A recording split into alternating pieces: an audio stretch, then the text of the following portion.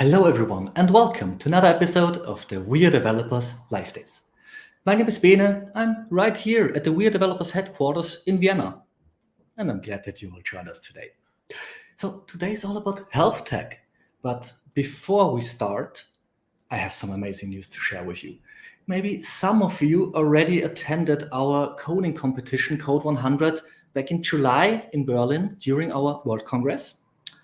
And I can tell you now that it's back. Code 100 is back as a roadshow with the first stop in Croatia, in Zagreb to be precise, on November 29th. So don't hesitate to go to code100.dev where you get further information on all of the things, and you can either apply as a challenger or just join us for the party crowd.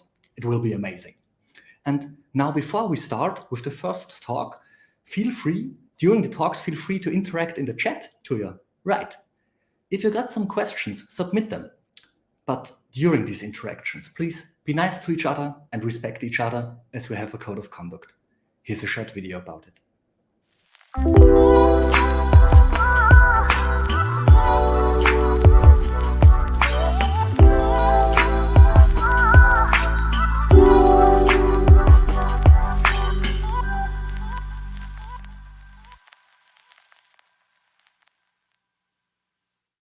And now let's start with the live day and the first speaker of the day. He is Solutions Specialist at Zeiss Digital Innovation GmbH. He's not only crafty when it comes to software, and he has 9 years of experience in research development of assistant systems for future medical experts. Welcome, Richard. Hello, guys. Hi, Richard. Thanks so much for joining. Sure, it's a pleasure. Well, Richard, so you have the first slot for today, and would you mind telling the audience and me a bit about what we are going to learn from you today? Sure. Let's dive right in.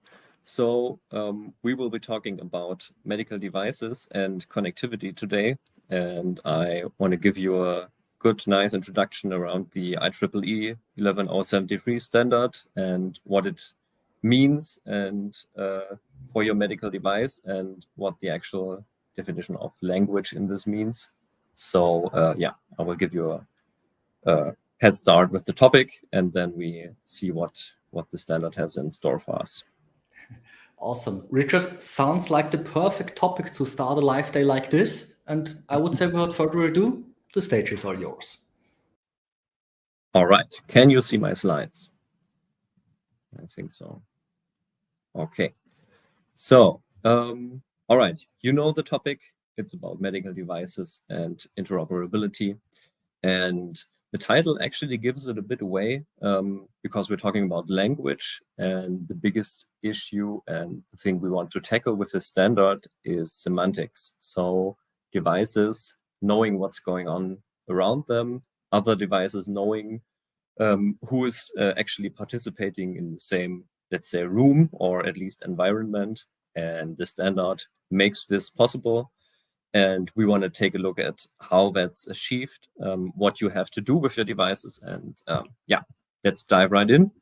And for everyone who has never seen an operating room, actually outside of being a patient, and then you didn't see it anyway, or at least not that much, your operating room is kind of what you know from, I don't know, let's say movies, but it's actually a lot more packed with hardware, with terminals, like monitors, like you have like instrument racks standing around, and the surgeon and other medical experts and the personnel making anything happen. They are kind of in between, and everything is packed around the patient.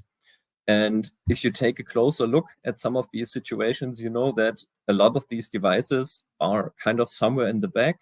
They still have monitors and stuff, but the surgeon looks ideally only at the patient itself, at the wound or the operation site, or something provided by imaging. But anything else is kind of in the corner and has some buttons and steering components and stuff.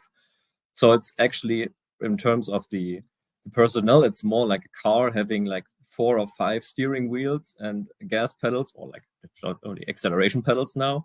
and it's like far off in the corner, and your co-pilot has to adjust some stuff. And when you want to like turn over in a corner or so, you have to ask another person, and this is all not that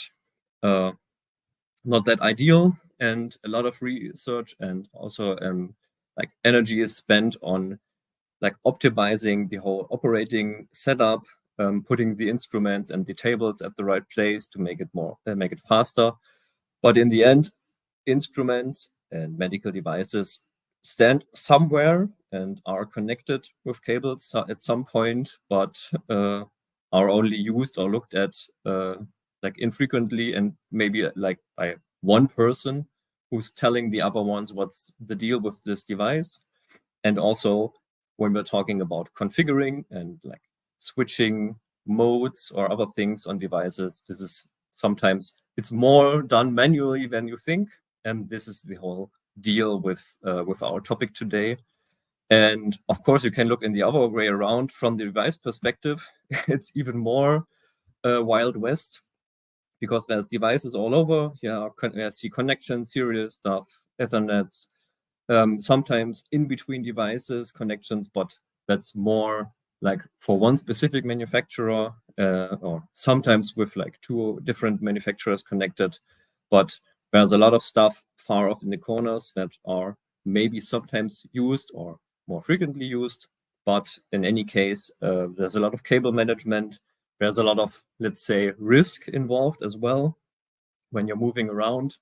And there's also the fact that the more movement you have in your operating room, the higher or like the chances are that you're moving around more particles, and that's also like increasing the risk of having like infections. And in either way, it's not optimal, and it's also frustrating for the personnel. And every new device means like more work, and normally also more things to configure and work with. And we want to tackle that. And a lot of smart people in the past wanted to tackle that. And the idea was to have configurable and talking devices with each other. And as well, when you have to switch some things, you have to do it by hand, and someone has to go there, check it, and make that work. So basically, this is the state we are in, and we want to change that because that's not the best way. So entering medical device interoperability and device connectivity functions. And basically what we want to achieve is that whatever type and data parts your device actually produces, like measurements or whatever is done with it, it should also like store and manage and have more than just its own isolated device management, and make that as some type of context available. And ideally, if it's connected to other systems, make that data available in such a way that others can use it. And we can try, or like we will then come up with a representation that says, okay, this is the surgery. When the suction device is used, that basically means something is flowing, most probably like blood or something. So that only happens when the surgery is started. So you have like internally the device does its own thing, but in the context of the surgeon or the patient, it also tells us a lot of things about the workflow. So having the device and what it does actually helps knowing in the whole operation setup what's going on. And also, when we know what the configuration is, we also get a feeling about, okay, what's actually the operation. So, and what the alarms are. There's a lot of stuff happening in anesthesia and the patient monitoring. So alarms and alarm handling also gives us a lot of context, and we want to make that useful. So why do you actually want this? There are some questions that are pretty hard to cover, especially for a manufacturer, and you don't have like insight into the operating room. And those are some easy or like typical ones, like why is my device or my new device generation making procedures longer? Is it actually related to my device itself, to the functions, or is it something from the setup? Is my configuration by the medical personnel, is it too complicated or any other thing? Or is something changing in the way the operation works?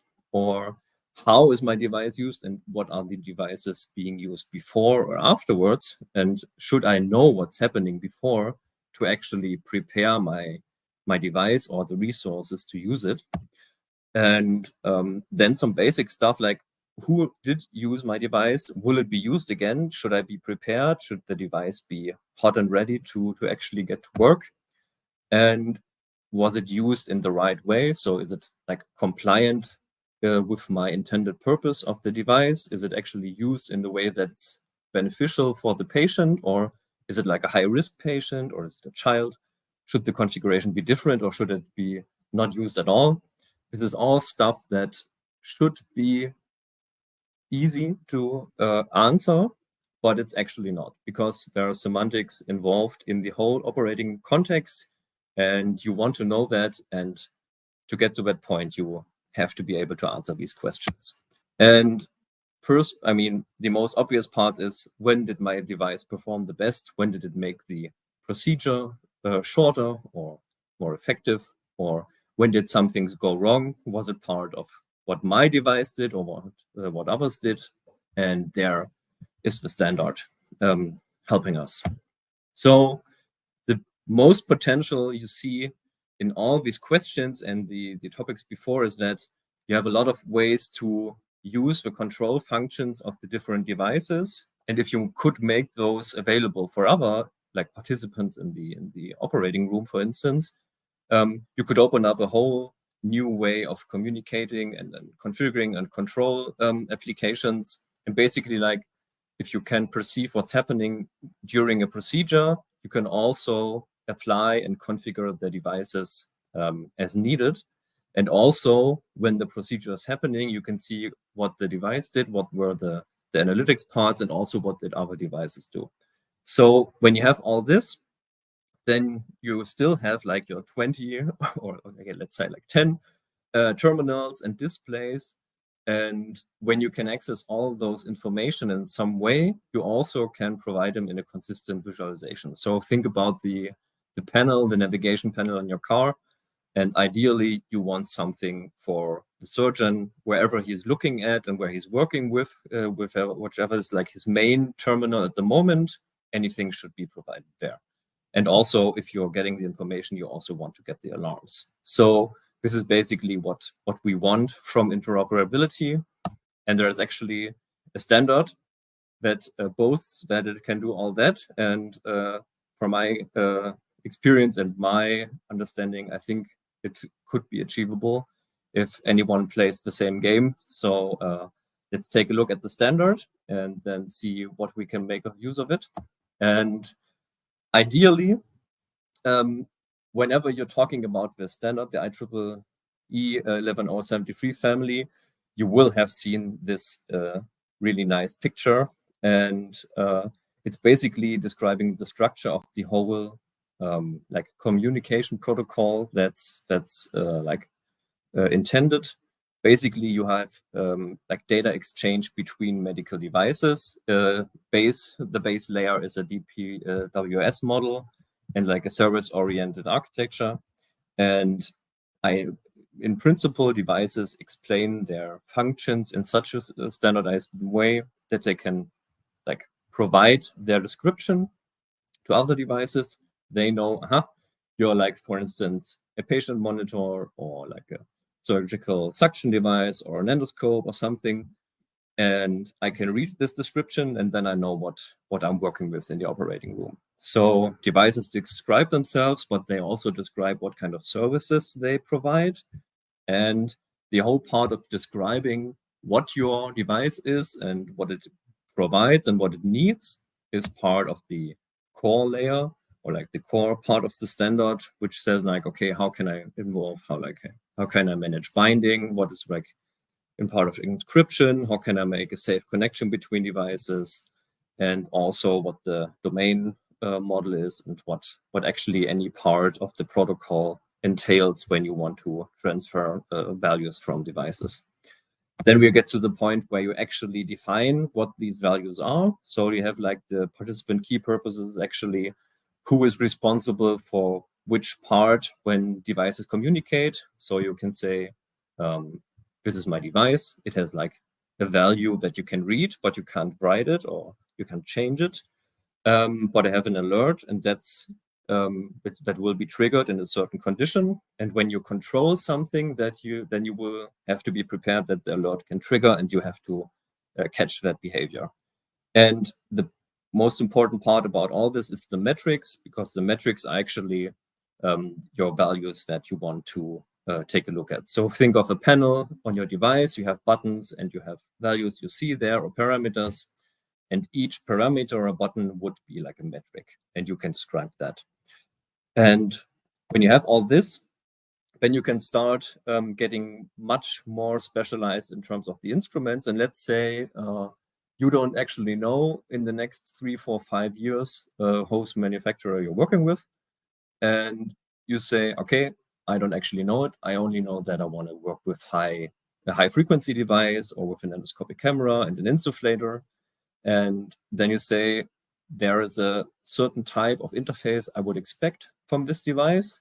And this is what the device specializations are. They're being made. There are some that are already available. And it's actually up to you and your company or your manufacturer to say, if I have like a microscope or something, I want it to be specified in exactly this way, then you should take part in these device specializations. And on top of that, it's more like from a top-down perspective. This is actually what profiles are for in the IEEE or the SDPI, which is basically saying the operating room is one point of care, the ICU is one, like the emergency response with an ambulance somewhere is also a point of care. What would be the exact use case, let's say, device scenario that I want to expect, and what devices should be able to do. So the profiles are actually where it gets interesting from an end user perspective, because they tell you exactly what functions they would want and what device should be there. Okay, so it's a standard family, so there are a lot of standards or there are a lot of norms in it. You can take a look at all those and see what every part actually describes. There are a lot of basic things to cover, but since this whole endeavor started like 15 years ago with the first research projects in this area, there's a lot of, let's say, older parts of the standard, and you have to work with those. So we will see later on that we have some XML-based schemes that are used in the standard. This is all stuff that's, as it's being used more and improved upon more, this is also subject to change. But in general, you want to adhere to the domain information model and how the services are provided. And there's a lot of change as well happening as in any other standard. So the best thing to do is actually participate in the community, which is really nice. And yeah, basically you can do all that and still look into the documents as well. So what would be the goal? Let's say we have two devices, manufacturer A and B, ironically having the same device as it is sometimes, and both have an SDC interface. And then you have the possibility to have a discovery service and say, okay, who is there in my environment? And some other device could say, yeah, I'm here. You can discover the service of the device. And you can crawl whatever that function is and say, here, I'm a patient monitor. And then you can forward something like that's called the medical device information base. And this is basically everything that describes your device in a way, like in static and in dynamic ways. We get to that at a later point. And then I actually know, okay, what's the monitor actually like? What are its parameters? And then we are getting to a point where there's a concept called context, and you have a patient context, and you have a surgeon or a personnel context, and a device context. And basically, the more things that are talking the same language, the better, because then you can actually figure out maybe what's the patient ID who's being operated on, and what location you are. So the location context would be like operating room 3, who is actually working in there. Ideally, you already know what the a procedure would be like. And if you have something like a workflow management system in there that's actually tracking what's happening, you might already know what the working step would be. And at some point, if you're like, think about instrument racks or like more complex device groups, there's also something like an ensemble context where you can say this microscope and this patient monitor and this display are forming like an ensemble, and they are used in a more, let's say, sophisticated or more complex way. So the context is something to actually speaking, actually providing a context what's going on. And then, of course, when you know the MDIB, you can ask for the parameter and say, okay, this is the metric, and the device will tell it. And of course, if you want to change it in some way because you don't know what oxygenation means, the device, of course, will deny and say, no, it's only a gettable metric, and that's not intended, and please don't try that again. And this is basically what we have. So let's say you want to get started and you don't want to like have a lot of like confusion how to get started. There's basically, let's say, like 4 steps. And ideally, you begin with what your actual functionality is in the operating room. What are the things that are happening with your device? Is it like physically controlled? Do you have to move it somewhere? What's the connection? Do you have to configure it before or during? Does it have its own display? And let's be honest, anyone will have some type of display. If it's not, then good for you. And we can basically say, for instance, let's look at the microscope and say, okay, we have a core function, which is imaging. And yeah, actual, like, for instance, maybe components that are moving in some kind of with like steering electrical motors, which would also be like a function. Then you have terminals in some way, seeing something, adjusting, configuring, and you have other control interfaces that could be like related to moving your instrument or like actually just like clicking or pushing a function. And then again, you have alarms, feedback, and whatever things you can apply. And then you want to take all those functions that are like, let's say, distinct in some way or another, and put them into your digital representation of the device. And the standard actually does 2 things, which is in one part describe your medical device in a static profile, which is the MD description. And there you also specify what are the values, what would be alarms, what could be alarm conditions, but also how you are able to change these values. So you could say, this is the saturation and it's only gettable. You can't request some state change or something in it. So this is also described in there. And then you actually have the MD state. And this is what's actually happening at the moment at runtime when your device is being used. So let's say you have like your processing unit and it gets all the information from like maybe like a serial connection or whatever. And then the serial or the data updated from a serial port will update the metric, and the metric will have a new state. And this will be available through service handles. And then whoever is a client can say, what's the current state?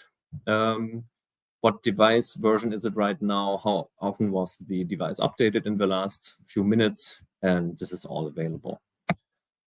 Okay, what would that look like actually as a description? You can think of it actually just like a simple like tree model. You have a root node, which is like the medical device system. And then you could have an arbitrary number of virtual medical devices in it and say, if you have the patient monitor, let's say you have one virtual medical device that's only the display, and the next virtual medical device is only like the ventilator, and the other one is like the oxygenation and stuff.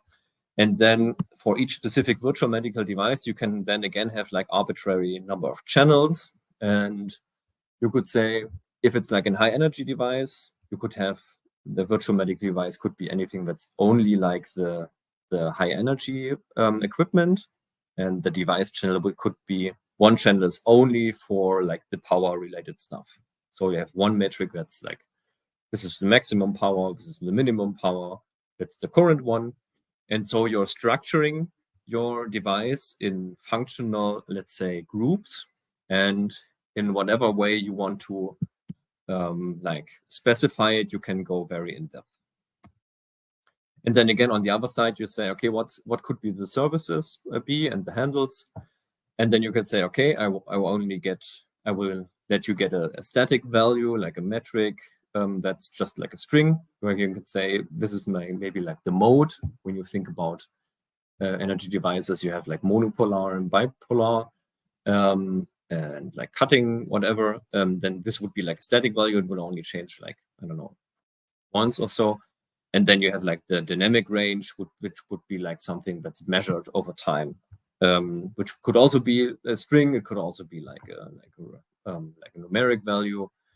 And again, this is like the gettable parts, and you could also set specific values as well externally if you want. So, for instance, as a quick example, this could look like this. You could say, okay, high frequency device, something that you work with for ablation, or something like provide energy to like to coagulate a tissue.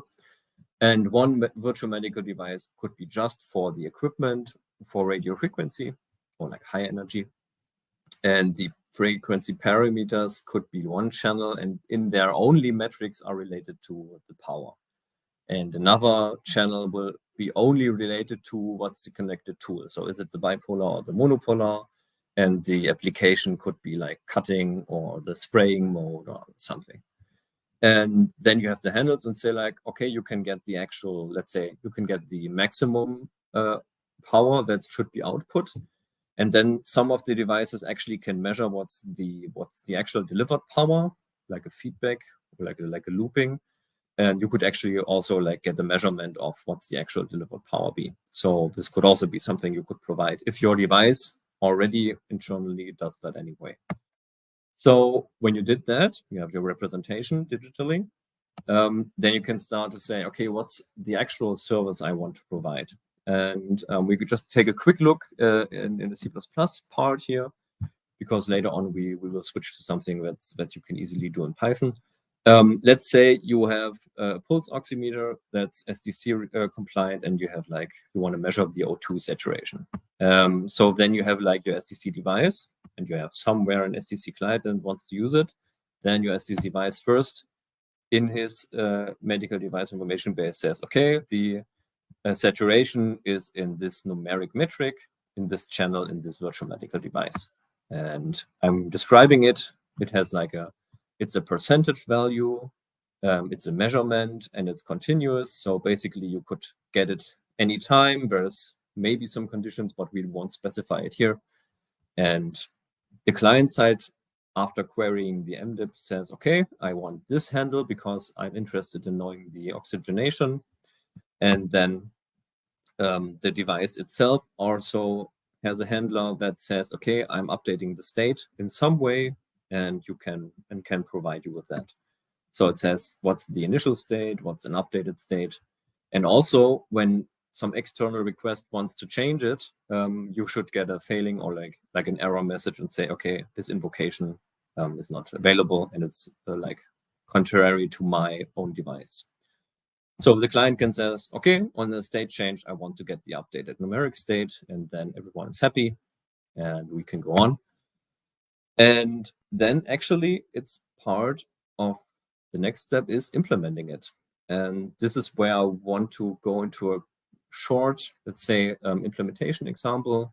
And ideally, afterwards, we have some time for some questions. So there's a lot of like free and open tools to do that. And I want to go to the example of the pulse oximeter again. So like getting our O2 saturation. And we are using the STC 11073 library, which is a really nice Python-based library from Rega, where you can just get some easy tutorials. You can get to know the device functions, the SOAP envelope stuff, how to actually get device connections, test it out in your network, also like test out networking behavior if you have more clients or more devices. And it's basically just a really nice tool for figuring out what's going on.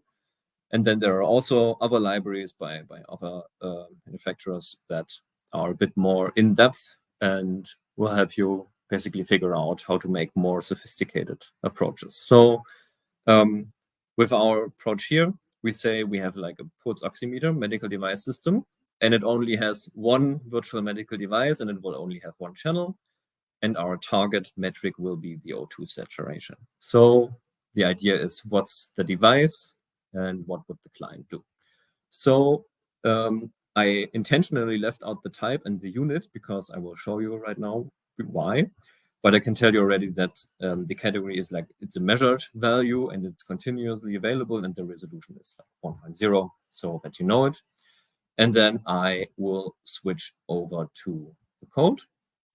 And we first take a look at the medical device information base. And this basically is done by providing you with an XML scheme that can be provided upon request. And you see, okay, this is the MDIP response you would send to someone. And then you go into detail how this is structured. You say, okay, here's my MD description. Here's my medical device system, MDS0 in this case. I can provide some context description, what kind of device that would be. I can also provide what kind of contexts my device will handle. So maybe I actually know, I actually want to know or have knowledge about the patient or the location, or ideally also an ensemble, or I expect an ensemble to be there and I want to be part of it. So this is something that you will specify. And as well, there is the opportunity to have like a clock object to say on what time basis for synchronization I actually work. So like having NTP in some specific version or having something else, the clock object can actually be used to do exactly that. There's also a lot of stuff going on in terms of real-time communication, but I can get into that part shortly later. And then we are actually going to say, what is our virtual medical device? Or the first one, let's say BMW0. And then we're going into the channel. And see here that you can always say, set the safety classification in some way. This basically means that you could, like all of our medical device systems, you could also specify at what parts, what risk class or criticality some parts in your product have. So there's a lot of regulation and risk assessment and management involved and needed for all this to work, especially when you think about cybersecurity and risk management in that regard. But the standard works in that way that it tries to make a lot of these things possible and like alleviate some pain points in that regard. But nonetheless, you will have to test and secure all these things, and also have to test rigorously in like the communication part. But basically, this is a little bit more semantics in that regard. So, and then when we're in the channel, we say, okay, now I want to actually describe the O2 saturation from my pulse oximeter, and then say, okay, this is basically the metric. I already told you that it's a measurement and that it's a metric. Availability is continuous and the resolution. And then we say from the binding to say, okay, what's actually the type of the participant model that I'm actually providing. And this is like a numeric metric descriptor. And the descriptor is basically what I can provide to others in the service and say, this is what my device provides. And you can work with that. And then there's the very interesting parts of specifying what type it is and what unit it is. And then it's basically like, you know, the standards. You take your really nice 1,000-page standard document and say, hopefully there's a code for me available already. So lucky for you, I already checked it out and saw, okay, if there is something for the saturation already available, I can see, okay, here's something like MDC saturation O2, and we're looking for the CF code 10 part. There's a lot of other stuff that could be related to that, but in general, you can see in these documents basically like coded values. If you're familiar or have worked with DICOM before, then this is similar to all the coded structures where you just look at what's the type, is there actually a unit for that, and the standard here actually supports like the outcome parts. So you can also go for like percentage. It's like percent actually, and then you can search for it, and it's dimension percent. Then you see, okay, that's available, and you can look for a part where it's actually specified.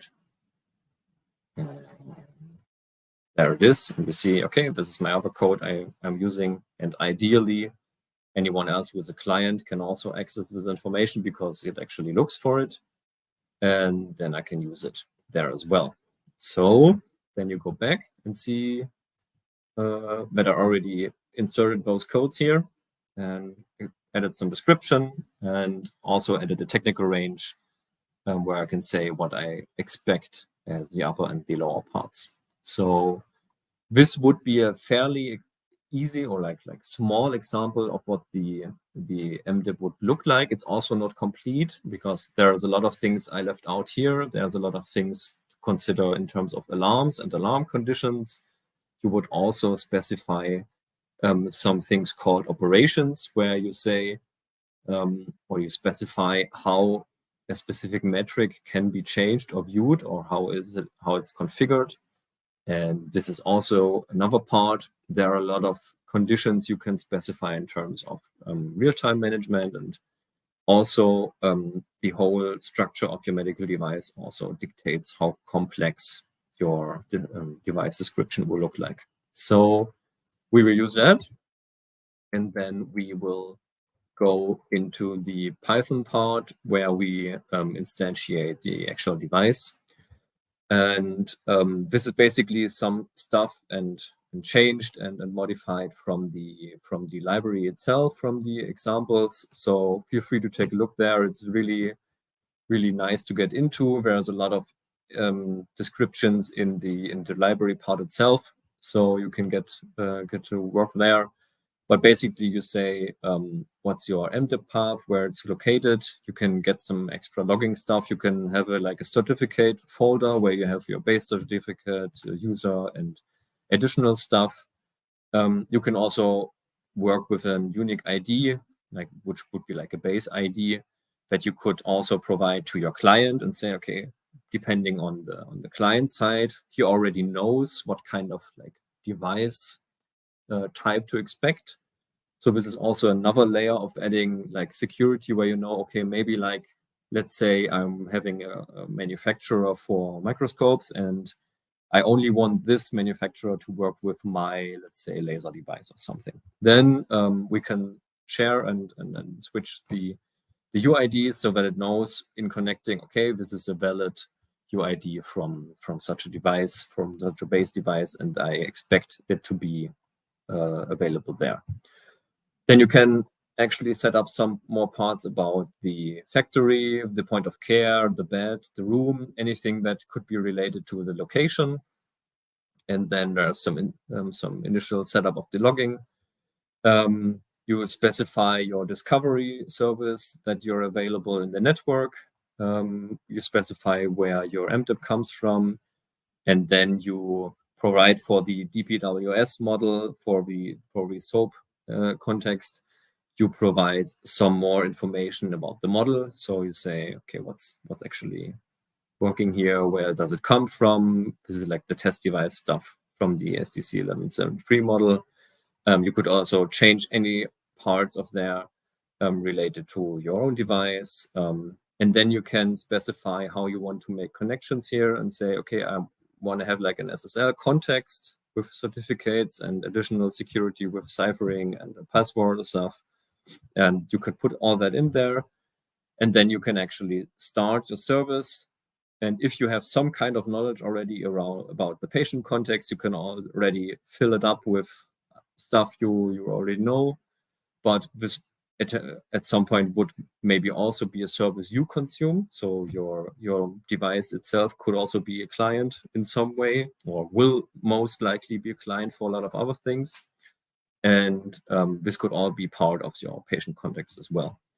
And For this example, we just isolatedly look at this numeric. So this is our oxygenation, and I get the metric. And for each update of the metric, we update the MDIP version so that you know when someone else is connected to you, you see each like passing of information or state change will update the MDIP version so that anyone else who's working with you knows that if they're not in the same version, they didn't catch some kind of behavior. And underlying it is like basically UDP-based service interaction, so that you know, okay, I'm not up to date with the current with the current state of the MDIP. I have to update my whole response or my whole like received values from this device particularly.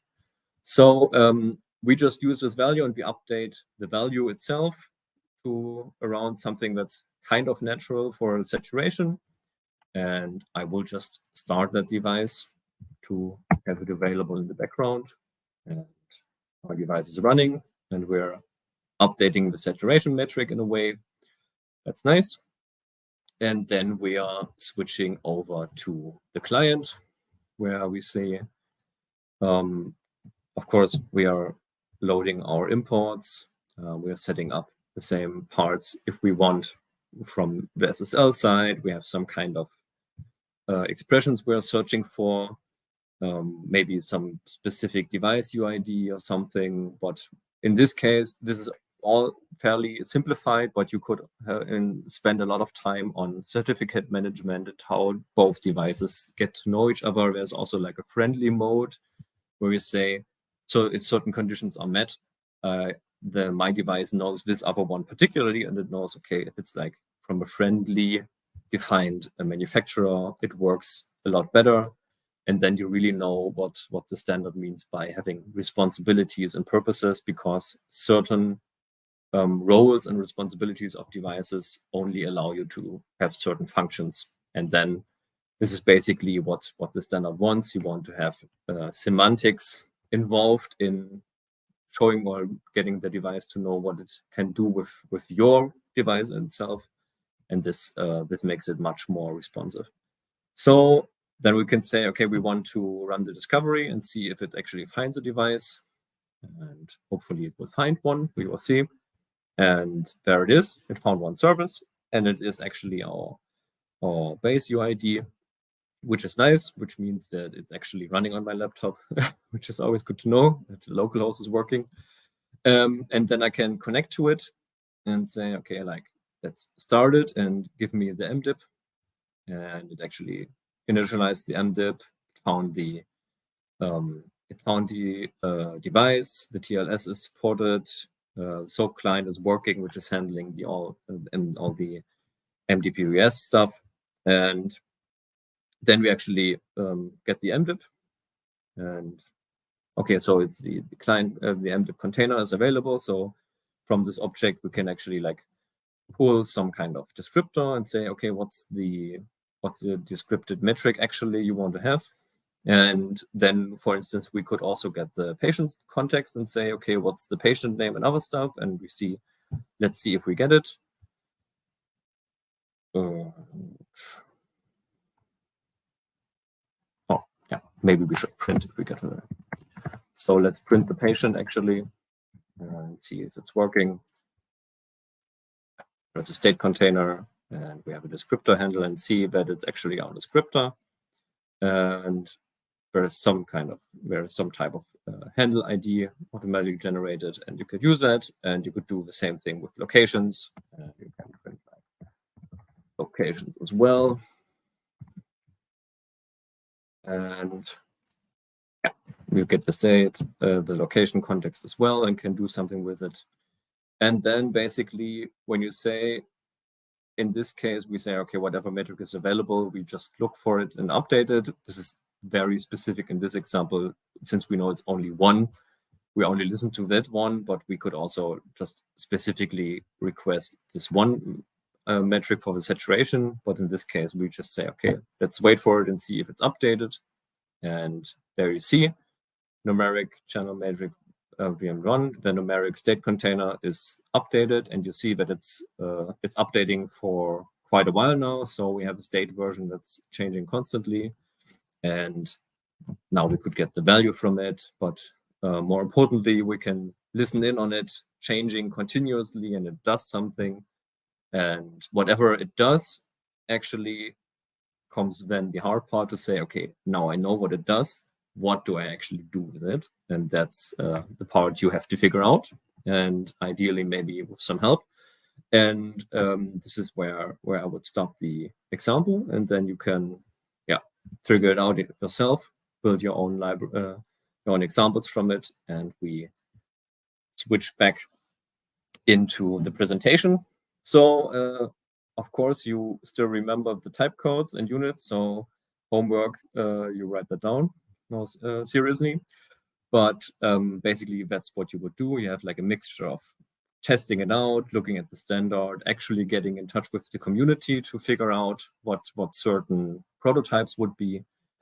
And this is where I would come to an end and just give you some more words around the whole topic. We talked about configurations and control mechanisms between devices, and also providing your own device configuration to anyone else, figuring out from the contexts that are available what's happening, and maybe even more specifying what your device should be ready or able to do. And this is actually just the first step to actually using your device data and application data to perform analytics to figure out what could be better in terms of like your own functions, but what's also functionality that's provided in the operating room in some point in the future that you could use. And also there's more or less on the horizon another type of, let's say, applications that will unify and use all these different devices and communications to provide like a visualization overview. But of course, you could always like extend your own device to have this function as well. But then you would need the like capabilities to actually consume all the different clients and like parse them and reorganize and structure them and show them in a way that the surgeon or the personnel knows what's happening. So, and in the end, what you want to do is you have like all this connected, and also in a way that you can respond to alarms and certain like critical states in the devices as well. So the SDC itself is a way to work across manufacturers and related to specific tasks, and not just in the operating room, but also in other places, which helps staff to not be exposed in a way if you're looking at contamination protocols and devices standing outside of rooms and staff not being able to work with them. But also in other point of care scenarios like the ICU with silent alarms and the whole management of how work is distributed there. And basically the idea and the potential to break up infrastructure constraints to just say, okay, let's shift it to some other place where I can actually provide control and have a management like situation where I can say, okay, these are all devices doing some stuff, and I can orchestrate them and actually provide like from the operation side, for instance, an end-to-end connection and say, these devices are working and they should all provide the information to one specific endpoint and say, the surgeon now sees everything that he needs to see. So of course, there's a reason why I'm saying that. It's actually because the SDC standard gets more and more adopted by big companies and also like players that want to provide their functionality at least already in the operating room, but also in the ICU and others. And device specializations are the way to go to provide more context on how to work with that. And device specializations are your way to say, this is a type of device that I'm working in, it's in my portfolio, and I want to be able to specify exactly what it should look like, so that other people will be available or will provide me with data, or I can provide data in my way. And there's what I also like hinted at, there is a lot more to gain from just like B2B stuff, like one company speaking to another or one device speaking to another. There's a lot of context floating around with different devices, not just in the operating room and let's say like the ICU and distributed alarm systems, but there are more and more IoT, let's say, related use cases where medical devices will be much more compact and much more movable and mobile. And then we're talking about devices carrying their own context, moving around somewhere, and then showing, okay, this is what happens, this is the patient, let's all get in touch and please use the context and provide more input. And this is all the stuff that will get more and more complex. And yeah, this is exactly what's happening. So the interoperability is a process, and you have to start at some point and get up to speed to see and show, okay, this is my device, it can do these things. Who else is in the environment and who would benefit and what I would benefit from. And especially the community is very nice and growing. And as the technological maturity increases, you will also see much more sophisticated applications approaching and emerging. And yeah, ideally, SDC development is a plus-sum game for everyone because your device can do more afterwards and hopefully provide better treatment, more information, ideally in the end.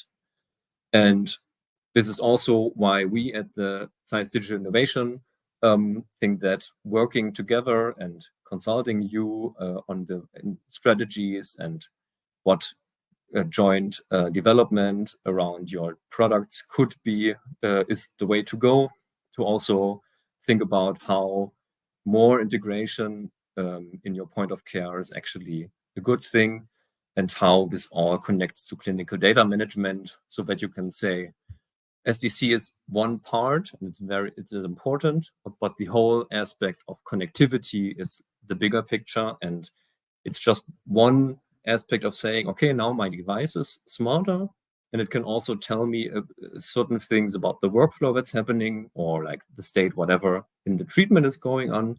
So this is basically like one building block in this whole connectivity aspect. So why do we care? We're actually a customer software developer and provider with over 400 people in Germany. We are also sitting in Budapest and in Miskolc in Hungary, and have a long-lasting experience with the Zeiss company itself, and have increased our efforts and work since we became part of the family in 2020. And we basically accelerate whatever kind of project you're working on with customized solutions and ideas to say, like, this specific functionality is something I wouldn't have thought about before, but it has to be part of my product. And what these areas are, of course, I talked a lot about connectivity and medical device software, but it's also really, as I said, only one building block, and you should be looking at the bigger picture. And we are looking at that constantly with all of our clients and projects. And wherever there is like an interface to the patient and whatever could be related to actually having like a software that has an interface to an end user, we have our second part, which is health software applications, where we do development, testing, and also support. And this all leads to a third part in our portfolio, which is medical data platforms that are also like the means to more added value functions, but it also is fueled by all the products and solutions we have from the other two parts. So the data platforms as well, a way to make your like whole application strategy have one common layer, and then work on this layer for better and new functions. And this basically is everything I wanted to show you in this overview from the standard. Hopefully there were some new and interesting parts for you, and got to know the standard more to want to try it out. And I only can recommend you to look into the community, the OR.NET Association, and take a look at what they are doing and in general what the connectivity with medical devices has in store for you. So with that, thank you for your time, and I think we might be available for some questions, right?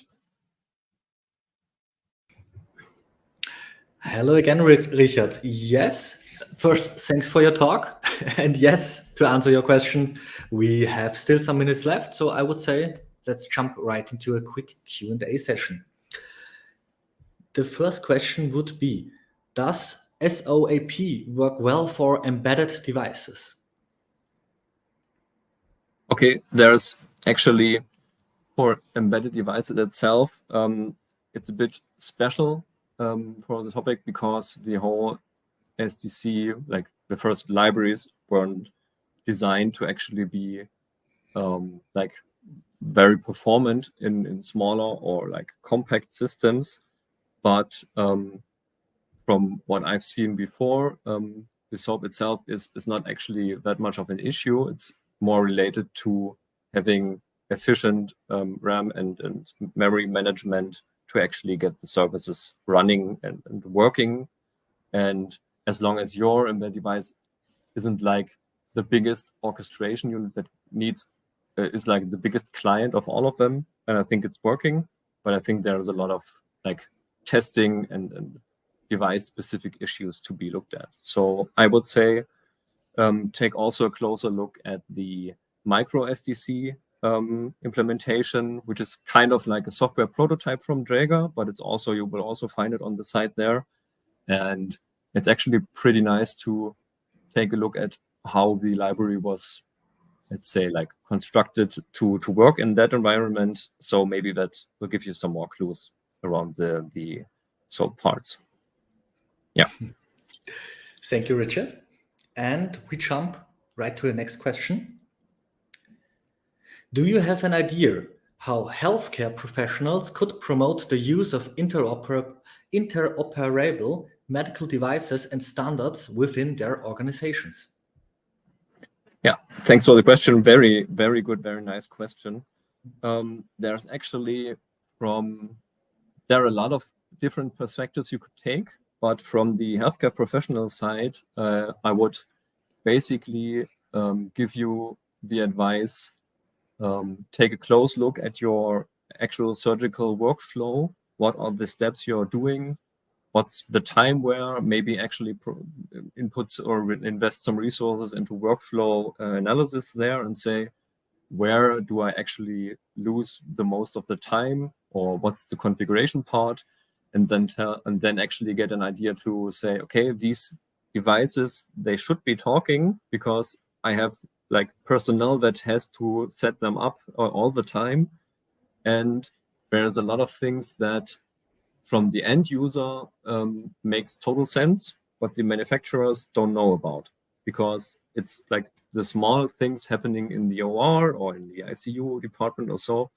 And actually speaking out like, this device should already know this information, and I don't want to, like, I don't know, input the patient stuff like for the first time or so.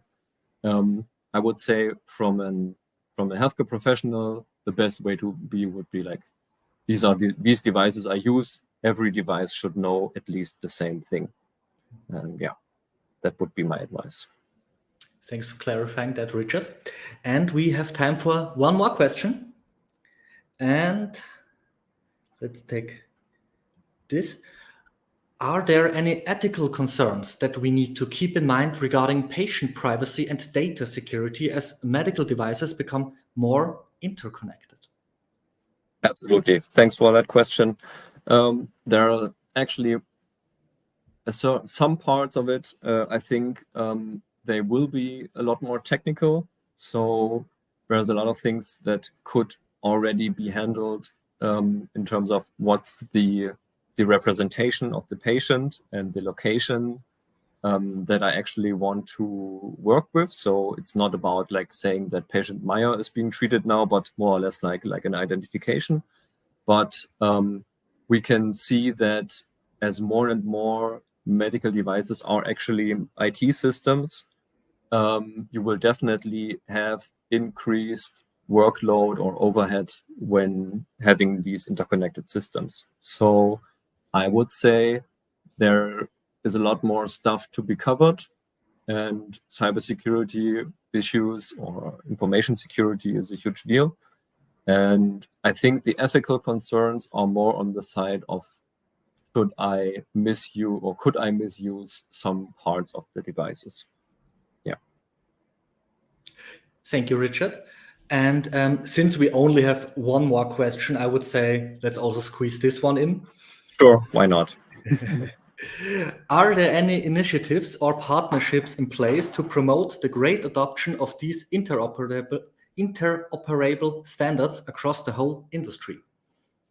Okay, so also a good question. The biggest, let's say, initiative is actually the OR.NET Association, which regularly schedules and plans like connectathons and workshops where vendors or manufacturers can bring their devices or prototypes or like prototype ideas as well, where people, when you already have an idea and a concept you want to test on, you can actually go there and like connect it to specific partners, or you can invite your own partners and say, let's go there and attend a connectathon. And in terms of the device specialization, for instance, or the IHE parts, it's in the respective other initiatives or like standard committees where you can say, I want to like be there and present and invest more time because I actually want to be in an active role in that community. So yeah, but I think there will be maybe in terms of partnership, I think it's always based on who's interested. I think there will be a lot of more partnerships to come, especially with specific point of care parts get more focus. So yeah. Thanks also for that. And hey, what a cool topic to start off our live day today. Richard, it was a blast having you. Thank you so much for the talk and for the Q&A, and hopefully see you again on another live day. Thank you very much for the opportunity. And yeah, I will stay around. Thanks, Richard. Bye-bye. Bye. All right, and before we jump to the next speaker of the day, just a 20-second break. Have you found your dream job as a developer? Or are you stuck in an unfulfilling job? On WeAreDevelopers.com, you find over 1,000 jobs in Europe that fit the tech stack that you want to work with, and salaries go up to $130K. All you have to do is create a free profile, and you automatically get matched with jobs that fit your requirements. So what are you waiting for? Create your free profile and let companies apply to you now. And now that I got also my second headphone back, let's jump to the next speaker of the day. He is delivery and transformation consultant at Curious Coffee Club. And to say it in his own words, he is on a mission to help organizations understand and unwind complex cross-functional obstacles, enabling happier staff and deliver better software to customers sooner. Very welcome, Simon. Thank you, Benny. Lovely to be with you. Thank you so much for having me. Yeah, thank you so much for joining, Simon. I would say before we start with your talk, would you mind telling also me and the audience a bit about your topic, what it's all about? Yeah, sure. It's probably a bit of a funny one, so I think it's definitely worth giving a bit of context. So for me, cholera raged across England for over 30 years until one man, John Snow, cracked its code. And whilst I'll be talking a little bit about history, we'll end with one key idea that I hope everyone can take back and apply to their modern organizations. All right. Simon, sounds very interesting. You got my full attention, and I bet that of the audience also. And I would say the stage is all yours. Thank you. Okay, let me jump in. So as Benedict did better than me, hi, I'm Simon. I help happier staff deliver better things to customers sooner. If you want to find out more, I live over at curiouscoffee.club. But thank you so much for having me. So I want to talk about cracking cholera's code. And as I said, hundreds of thousands of people died from cholera in the 1800s, and cholera still afflicts many people today. And all of this furthers my desire to share what we can learn from cholera, and particularly from one man's efforts to overcome the disease. That man being John Snow, a physician in London. So really only three things I want to talk about as part of this. The first thing is I want to start in Victorian times. I want to show a tragic example of how beliefs can let us down. I then want to talk about what we can do about it. And finally, how technology comes into the picture. All the good ideas in this talk came from other people, including my father and my mentor, and Jon Snow, of course. All the bad ideas are mine and mine alone. I'm going to deviate slightly from history as we go through, just because we don't have much time. I need to slim things down. But also I'm going to ask you questions as I go through. And that's not to test you, but to test me, to make sure I'm conveying the material in a way that makes sense. So please use the chat. I have it open on my right-hand side. I'll be peeking at it at strategic points during the presentation, where I'll be asking you questions and seeing what comes up for you. Right, so let's jump into the first piece. I'm going to turn off my heater because it's absolutely boiling. Let's go back to 1800s London. And just to set the scene, so it's 1854. It's the beginning of the third outbreak of cholera in London, England. And over 100,000 people in the UK have died already.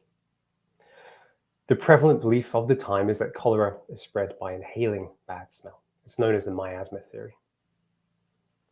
And London's many cesspools are suspected. This was before the London sewer system.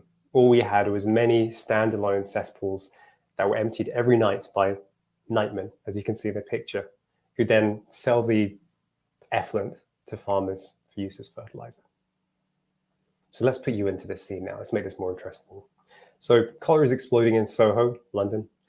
You were the budget holder for the region or vestry. And local officials are presenting you three options of what to do to try and curb this outbreak. The first option they're suggesting is closing smelly businesses like slaughterhouses or tanneries. The second suggestion is emptying cesspools into the Thames. And the third one is knocking down buildings to improve airflow. And remember, all these three options are being presented to you because they believe it will remove the source of bad smells, because the prevalent belief is that bad smells, inhaling bad smells, is how people catch cholera. So the question I have for you is, which option would you try if you're in this situation? And I'm going to pause for a second, have a sip of coffee, and see what comes up in chat.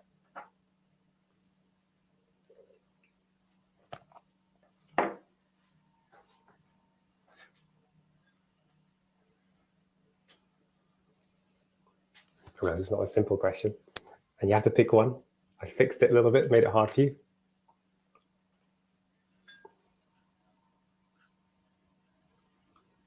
Any people brave enough to choose? Well, I guess one would be the easiest. Ooh, yep. So talking about the viability or the feasibility of it. Option one, as the other two would pollute. That's good. So one is talking about kind of the cost of implementation, I guess. The other one is talking about the one that would have the least side effects. I like that. Another one is none. I don't disagree. Hattie says, I think option one, close smelly businesses. Option one. So we've got a few votes for option one. Option one. Okay. Okay. Option one. We've got a few options here. A few option ones coming up. So I'm seeing a lot of votes for close smelly businesses. So none of you are wrong. All of these are recommendations that were genuinely made. Let me jump forward. So I want to explore this one with you, only because it was one that was actually taken forward from recommendation through to implementation, so we can actually follow through and see what happened. So it says three, option one. Okay, right. Let's jump in. So I want to show you how emptying cess pits into the Thames played out. I'm going to use a cause and effect way of. I'm going to use a causality diagram to show you what happened through the eyes of people at the time. The simple cause and effect diagram I'm going to use, because I am very simple, is a current reality tree coming from the theory of constraints. It's just so simple to understand. I'll narrate you through it, but in case you want to read along with me, there's two notations. The first notation is an arrow, is an if then. So if the lamp is not plugged in, then the lamp won't turn on, if then. And the second one is an and clause, is a circle. So if it is raining and if I'm outside, then I will get wet. So really, really dead simple. That's why I like it. But I'll narrate you through this. So if you're wandering around in 1854 London, you'd probably notice three things quite quickly. You'd have three observations. The first thing you'd see is that cesspools are overflowing. Bad smelling sewage is exposed on the streets, and outbreaks are sudden and widespread. And even if you just look at these terrible observations, you can start to see some cause and effect relationships. So for example, if cesspools are overflowing, then that's probably why bad smelling sewage is exposed on the streets. There's nowhere else for it to go. But there's something really important about over the last few years. Over the prior years to 1854, London's population had exploded and they were continuing to rely on cesspools. And what that meant was cesspools were overflowing. There was just too much for them to take. And the nightmen couldn't keep up. Also, as we've talked about, the prevalent belief was that cholera spreads via bad smells, the miasma theory. And if that is the case, and bad smelling sewage is exposed, that's why they chose to empty cesspools into the Thames, to get rid of one of the big sources of bad smells. Also, if cholera spreads via bad smells, and only via bad smells, then by default, all water must be safe to drink. And if that is the case, and the Thames as a river is the cheapest source of water, then water companies will source drinking water from the Thames. And also, if all water is safe to drink, it means that water companies don't need to filter the water. And it's these three things that scare me. Cesspools being emptied into the Thames, water companies taking water from the Thames and not filtering it. And Arthur Hill Hassel put it so well. He said, "The inhabitants of the metropolis are made to consume a portion of their own excrement and moreover pay for the privilege." He put the horrific truth very succinctly. So the question I have for you now, again in chat, I realize there's a slight delay, so I'll be very patient, is what do you think happened next? Again, another chance for me to have a coffee. I'm curious what comes up for you.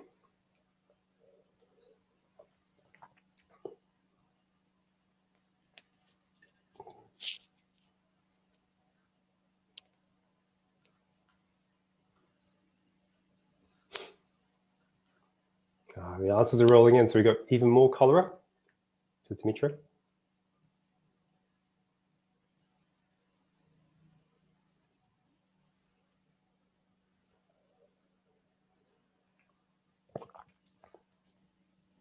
Don't disagree. We'll see how it plays out in a second. Any other takers? Again, I'm going to be patient with a slight delay.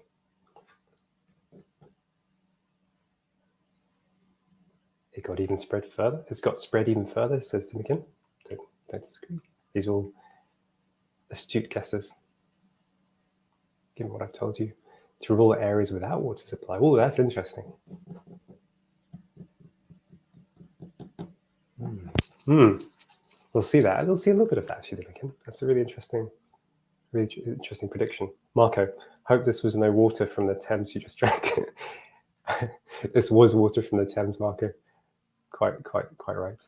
Emmanuel, pandemic, absolutely. Yes, so I think you're all along the right lines. You're all along the right lines, and Dimikin, you're making a really interesting observation about how did this spread further than Soho. So I think I talk a little bit about that, but only briefly. So I'll try and do that justice. Right, so I step in. So if the people of the time believed that cholera spreads via bad smells. So if that is the case, it doesn't matter. Everything should be fine, right? No. So this is where reality deviated from expectations at the time. Water companies were actually spreading infected material in drinking water, as you've all said, as you all guessed. And that meant that outbreaks are sudden and widespread. And that meant there was pressure on the government to act. And the pressure to act meant they did more of the thing that they should not have done, emptying cesspools into the Thames even more. And it created a downward spiral. So why did reality deviate from their expectations? Why do you think things didn't go as expected? Give us another few seconds. This is a bit of a harder, more ambiguous question, but I'm just curious if anything comes up, and then I'll quickly move on to what I'm taking away from this.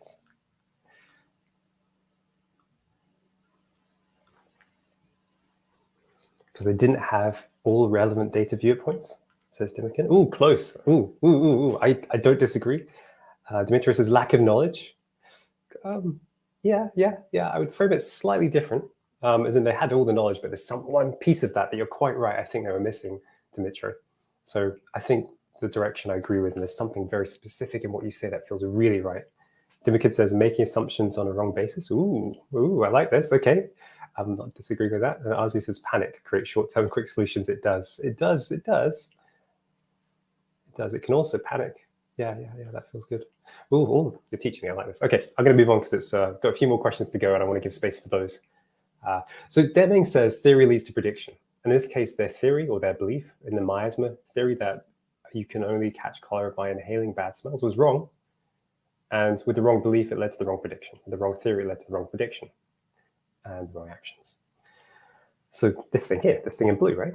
So their belief that cholera spreads via bad smells, the miasma theory was wrong. And this led to the wrong predictions and therefore the wrong actions. And you're all hinting at that. You're all hinting at that in what you said.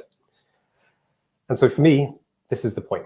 Beliefs drive behaviors. If beliefs are wrong, behaviors will be unhelpful. And so just to explain what I mean that in very plainly, what I mean here is that the belief was that cholera spreads via bad smell and via bad smell only, the miasma theory. And that led to the behaviors that cesspools were being emptied into the upstream Thames and water companies were sourcing unfiltered downstream water. This is going to be a rhetorical question just in the interest of time. There's something else about this, which is what happens if you try to change behaviors directly? Have you ever told a child not to do something? What was the very next thing they did? If your child was anything like me, they would do that thing straight away. And Alfie Cohen puts it really well. He says, what rewards and punishments do is they produce temporary compliance. They bias obedience. You can't change behaviors directly. You have to change beliefs to change behaviors. So people believe in their new way of operating. And so that's why if you want to change behaviors, you need to start with beliefs. And it is for this reason that a change in belief must come before we see any change in behaviors, that it took over 30 years to see any real positive change in London's approach to preventing cholera. 30 years. Recap. So cause and effect thinking can help us. Find the beliefs that undermined previous attempts to improve a situation. So the belief here that people could only catch cholera by inhaling bad smells led to London doing all the wrong things in an attempt to improve the situation. And like emptying cesspools into the Thames, as you said. And cause and effect thinking helps us therefore understand what we need to do differently next time. Don't empty the cesspools into the Thames, right? But one thing we need to bear in mind is that beliefs must change before behaviors will change. If people still believe in the miasma theory, they're still going to operate in accordance with the miasma theory. So we need to change that belief before their behaviors will change. So I want to put a question at the back of your mind for later. And that question is, how would you, if you were chatting with scientists of the time in the 1850s London, how would you prove to them the miasma theory was wrong? So I'm going to go elsewhere first, and then we'll come back to that question. I just want to plant that seed and then see what comes up for you in a second. So I want to talk first about my friend Sheila. We're going to have a quick detour. So my friend Sheila is fine now, but she had 3 symptoms about a year ago. She was feeling tired, she had dry eyes, and she was feeling forgetful. She believed that this was all coming from her using the computer too much. And she therefore thought, well, let's just use computers less. I'll get better, right? So I have a question for you, as I usually do, forgive me, the question is, how can we tell if Sheila's belief is correct? How can we tell that all her symptoms were indeed coming from her using the computer too much? Again, pause, coffee, see what comes up for you.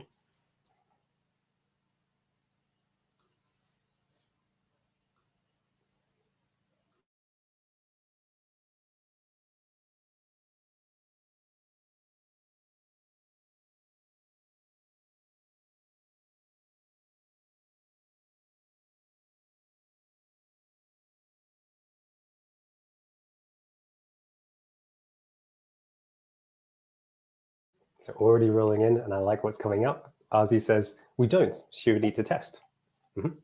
Yeah. So Azi says testing. What else?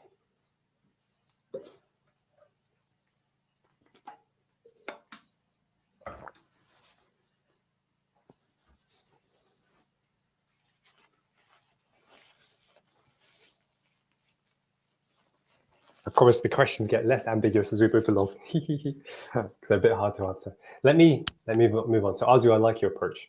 I agree with that. I believe your answer is correct. And the reason for that is I've used the word correct here. What we can do very quickly is we can prove whether her belief is valid, Not necessarily correct, but valid. And that's what I want to do now. And I think we could just do that with a sheet of paper, right? So the way that we can tell whether Sheila's belief is valid is whether we can join these things up in terms of cause and effect like we did before. If Sheila's belief that using the computer too much was leading to all these symptoms, was causing all these symptoms, we should be able to link this together. We should be able to say how using the computer too much led to each individual symptom. So I'm going to try and do that now. So if Sheila uses the computer too much and she does blink less when you're looking at screens, that would explain her dry eyes. Her eyes will slowly dry out because she's blinking less as she uses the computer. So we can explain that symptom, absolutely. But we can't explain the forgetfulness. Sheila could not explain how using the computer too much would lead to her forgetfulness. There was a missing because. If Sheila uses the computer too much, she would feel forgetful because, and she didn't have an answer. She couldn't explain that. Likewise, there was another missing because for tiredness. If Sheila uses the computer too much, she will feel tired because, and she didn't have an explanation for that. Through no fault of her own. It's not obvious. And Lisa Scheinkoff puts this really well. She says, people are hurt and organizations do not improve due to our carelessness in the use of because. And Sheila's belief was wrong or invalid, to use the more accurate term, because it could not account for two of her symptoms, tiredness and forgetfulness. There were two missing becauses. And so her solution, using computers less, maybe it could help with dry eyes because she'd be blinking more, but it would maybe provide only very limited benefit. And Russell Acott puts it really well. He says we fail more often because we solve the wrong problem than because we get the wrong solution to the right problem. Sheila's solution was the right solution, but it was to the wrong problem. If using the computer too much had caused all three symptoms, then using the computer less would be the right solution, wouldn't be wrong. But that wasn't the problem. So Sheila went to the doctor and he said, oh, Sheila, I think you've got underactive thyroid. Because that means that you have less thyroxine in your blood. And that means that will slow your metabolism. It will then lead to these three things I can't even pronounce, which would then lead to the three symptoms. And if the great thing is if you take thyroxine as a supplement, it will balance your metabolism and it would slowly, therefore, dissolve everything, including the symptoms. So the recap here is valid beliefs should explain all symptoms or observations. Sheila's belief using the computer too much could not explain her tiredness or forgetfulness. There were two missing becauses, whereas a doctor's belief that Sheila had an underactive thyroid could explain all three symptoms. Also, an invalid belief is likely to mobilize unhelpful behavior. This probably sounds familiar. Sheila's incorrect belief led her to use a computer less, and did that help? No. It was solving the wrong problem very well. So let's go back to London. Let's go back to the question I asked you, which was, how would you prove the miasma theory is wrong? How would you prove the belief that inhaling cholera was wrong to scientists at the time? Get a pause. I've run out of coffee, but I've got some water. Let's see what comes up for you. And Hattie, I missed your point before. So you said Sheila thought her using the computer a lot was the source of her symptoms. She did. Yes. Ooh, didn't you? Oh, you had something ready here. So Dimikin says, depends on how unethical we may get. Most straightforward would probably be exposing some test subjects to infected, but clean water and explain it doesn't have to be smellable. Oh, that's really interesting. So a bit of an aside. There were some unethical things done. And they were interested in using chlorine because chlorine had a good smell, not because they recognized the, the chemical effects of chlorine, but because it produced a smell that smells clean. And so they did try tests on animals and people back then. So don't disagree with you, Dimikin. I think there's a more simple way that we can at least prove it's valid. Or invalid, maybe not wrong, but invalid. And we can do that with pen and paper. You probably see where I'm taking you, but don't disagree with what you're suggesting, Dimikin, and agree with your word unethical there. That makes this more sensitive. Anyone else, or shall I move on? I think you probably all know where I'm about to go next. Okay, let's move on. Right. So if the miasma theory, if the belief is correct, it should explain all observations. So the question is, does the miasma theory Does the belief that inhaling bad smell is how people contract cholera, can that belief explain all observations of the time? And the problem is I haven't told you all the observations of the time. And this is where John Snow comes in. So John Snow, during the third outbreak in Soho, he noticed three observations that helped guide him to invalidating the miasma theory and validating or testing his own theory. Let's look at that. So John Snow, he mapped all the deaths in Soho. And all these deaths occurred within just a few hours of each other. And what he noticed was that outbreaks were sudden and widespread. People within Soho very quickly all fell foul of cholera. So that was his first observation. Outbreaks are sudden and widespread. The second observation was that there was a death in Hampstead and Islington, far outside of Soho. And therefore, he noted that some people are affected far from the main area of outbreak. And the third observation was that there was this workhouse that had very few deaths, kind of an epicenter. It had only 5 deaths out of 535 workers at that workhouse or prison. And also this Lion Brewery, the brewery here, this called the Lion Brewery, had no deaths, and it's right slap bang in the middle. So his third observation was that some people in outbreak areas are unaffected. How could that be? And so if we go back to the prevalent belief at the time that cholera is spread via bad smell, like we did with Sheila, we should be able to connect these in terms of cause and effect and prove whether the theory is invalid or valid, not necessarily correct or wrong, but valid or invalid. And if it's invalid, it can't be correct. So let's have a look. So can we connect these things in terms of cause and effect? So if cholera is spread via bad smell, and bad smells affect large areas, Soho might be exposed to a bad smell all at once, they might all inhale it, then that could explain why outbreaks are sudden and widespread. So it could explain that observation. And that was what led to those suggestions before: emptying cesspools into dams, knocking down buildings to improve airflow, closing smelly businesses, getting rid of that bad smell, right? That was where those suggestions came from. But the miasma theory could not explain why some people were affected far from the outbreak, far from the bad smell, a missing because. And again, it could not explain why people even within the outbreak area, within the Lion Brewery, within the Polar Street Workhouse were unaffected. So the question became, what was John Snow's belief if the miasma theory wasn't explaining all observations? So his belief was basically that cholera was communicated by the evacuations to the alimentary canal, i.e. cholera spreads by ingesting infected material, water or food. And so John went about testing his theory. And let's do that, right? Let's see if it explains all observations.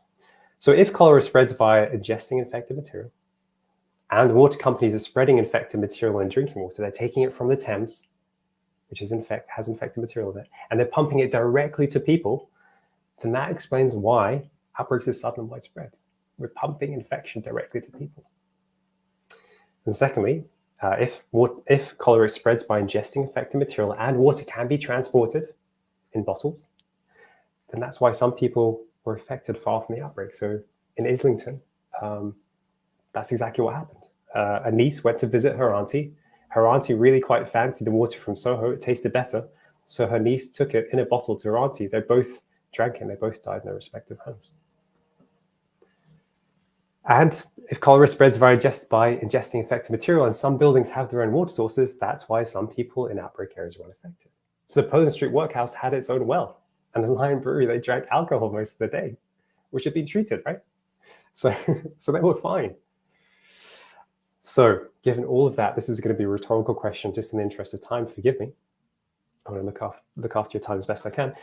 What solution do you think John Snow recommended? In comparison to knocking down buildings to improve airflow, in comparison to emptying cesspools into the Thames, in comparison to closing down smelly businesses. As you said, those 3 suggestions came with negative side effects. They came with cost, things that weren't easy to do in your own words, which I really liked. And they weren't necessarily tackling the problem, right? They were the right solution to the wrong problem. Oh, well, John Snow said, boil your water. That was it. What's the cost of that? How easy is that? How effective is that? Kind of ticks all 3 boxes in the criteria you gave me, which I really like. So recap. Again, this will sound very familiar.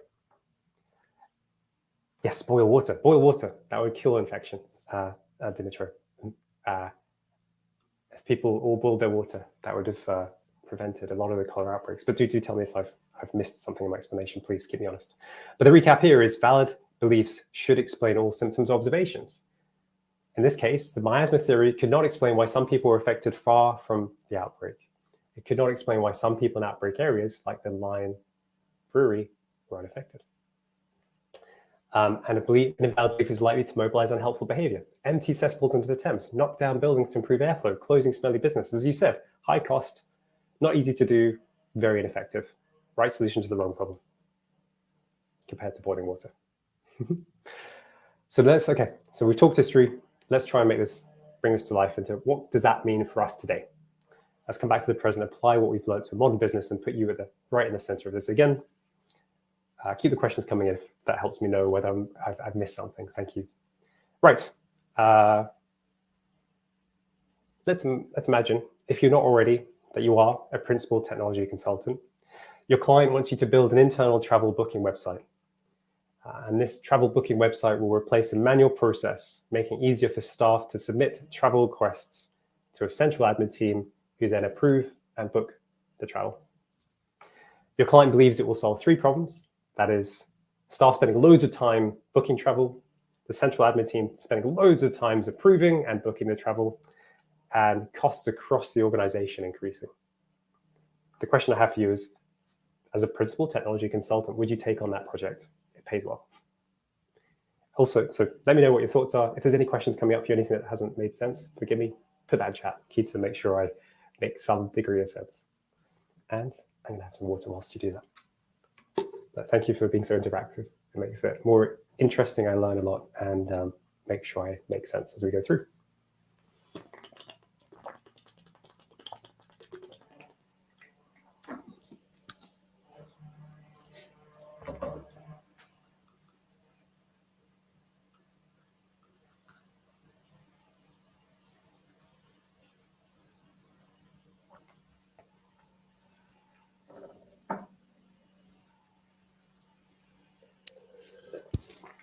So do we have any takers for this project?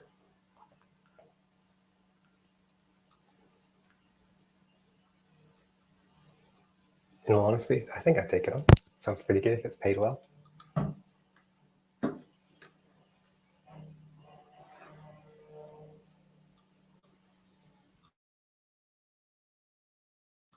Ooh, Ozzy says, it depends. Clarify expectations, budget, resources. So I like your call for your clarity. I like that.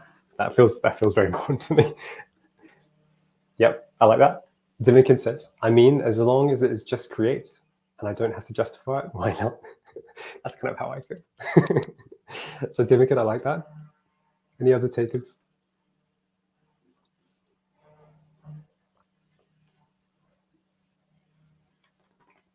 Let me move on.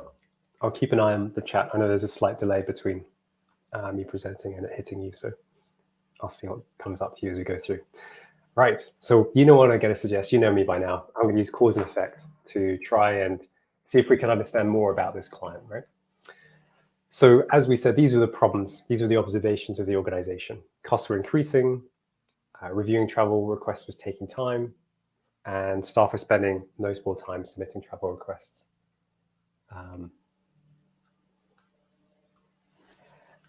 And there were 2 others that I didn't mention to you, which was staff weren't happy and tired, and staff were quitting. And Dimitri, thank you. You kind of agree with the 2 above comments. I do too. I agree. I do too. Keep it coming in. Right. So the question is, can we connect these things in terms of cause and effect that would give us the more clarity, the clarity that Arzu is kind of yearning for, and I am yearning for too. So there was a few interesting things going on at this organization. Travel was a significant cost for them, a significant portion of the yearly costs. And what that meant was leaders of the organization were focusing on trying to reduce travel costs because costs were increasing across the board and travel being a significant portion of those costs. Also, historically, some staff had wasted company money. Not many at all, very minor number. But that meant that staff in general leaders in general didn't trust staff. And those 2 things together, that leaders were focusing on reducing travel costs and staff were generally not trusted, meant that all travel requests were now going to need to be approved. But if we want to review all travel requests, and it's going to take time to review travel requests. They stood up a central admin team to do that job. And that's a cost, because employing a central admin team, we need to pay them. We need to give them a salary. So that meant costs were increasing. Also, the central admin team has limited context. It doesn't know the people submitting the requests. It doesn't understand why they're traveling. All it sees as a team is how much they want to spend. And so all it could do with limited context is review those travel requests based on cost alone, based on the final figure. And what that meant was staff had to often submit and resubmit their requests just because it exceeded a certain number, because that's all the central admin could do to review those travel requests. Just look at the final number. It didn't understand the context, that they didn't understand the context through no fault of their own. That's all they had to go on. And also, if requests are reviewed on cost alone, and the cheapest hotels are the ones that are outside of town, then staff were encouraged to stay at those cheaper hotels outside of town and therefore spend more time in transit. And also, if cheap flights are inconvenient, then staff were going to be encouraged to take those inconvenient flights and need to travel at inconvenient hours. And those two things meant that staff felt unhappy and tired. Also, if unhappy and tired staff are less productive, which I promise you they are, I think we all know from experience, and then that's why costs are increasing. The one time they need to make really important decisions, they've come together to be with their fellows, their fellow colleagues, and they need to make good decisions, is when they're tired and unproductive. And so the decisions they're going to make aren't going to be the best ones. And so costs are indirectly going to increase, I guarantee. And also, staff are unhappy and tired. That might be one contributing reason to why they're quitting. And we all know replacing staff comes at a cost, which means that costs increase for another reason. So I have a question for you, which is, don't worry, we're almost there with questions. What one box would you change to help this play out differently? This is a woeful tale. This is a sad tale. If you could point a magic wand at just one box on this diagram to try and remove the sadness from this tale, which one would it be? This might be the last question, actually, to remember. So let's see what you got. Which one box?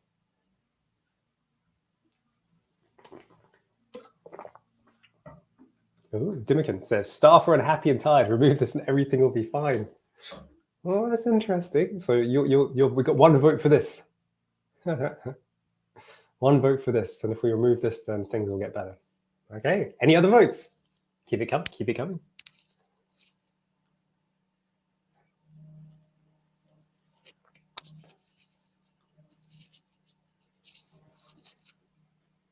Mahela says, central admin team has limited contact. Ooh, so Mahela's going a few clicks before this, a few clicks north, so central admin team has limited context. Ozzy says, remove the central admin team and build up trust. Ooh, okay, I like this, I like this.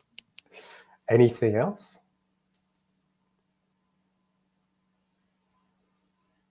Yeah.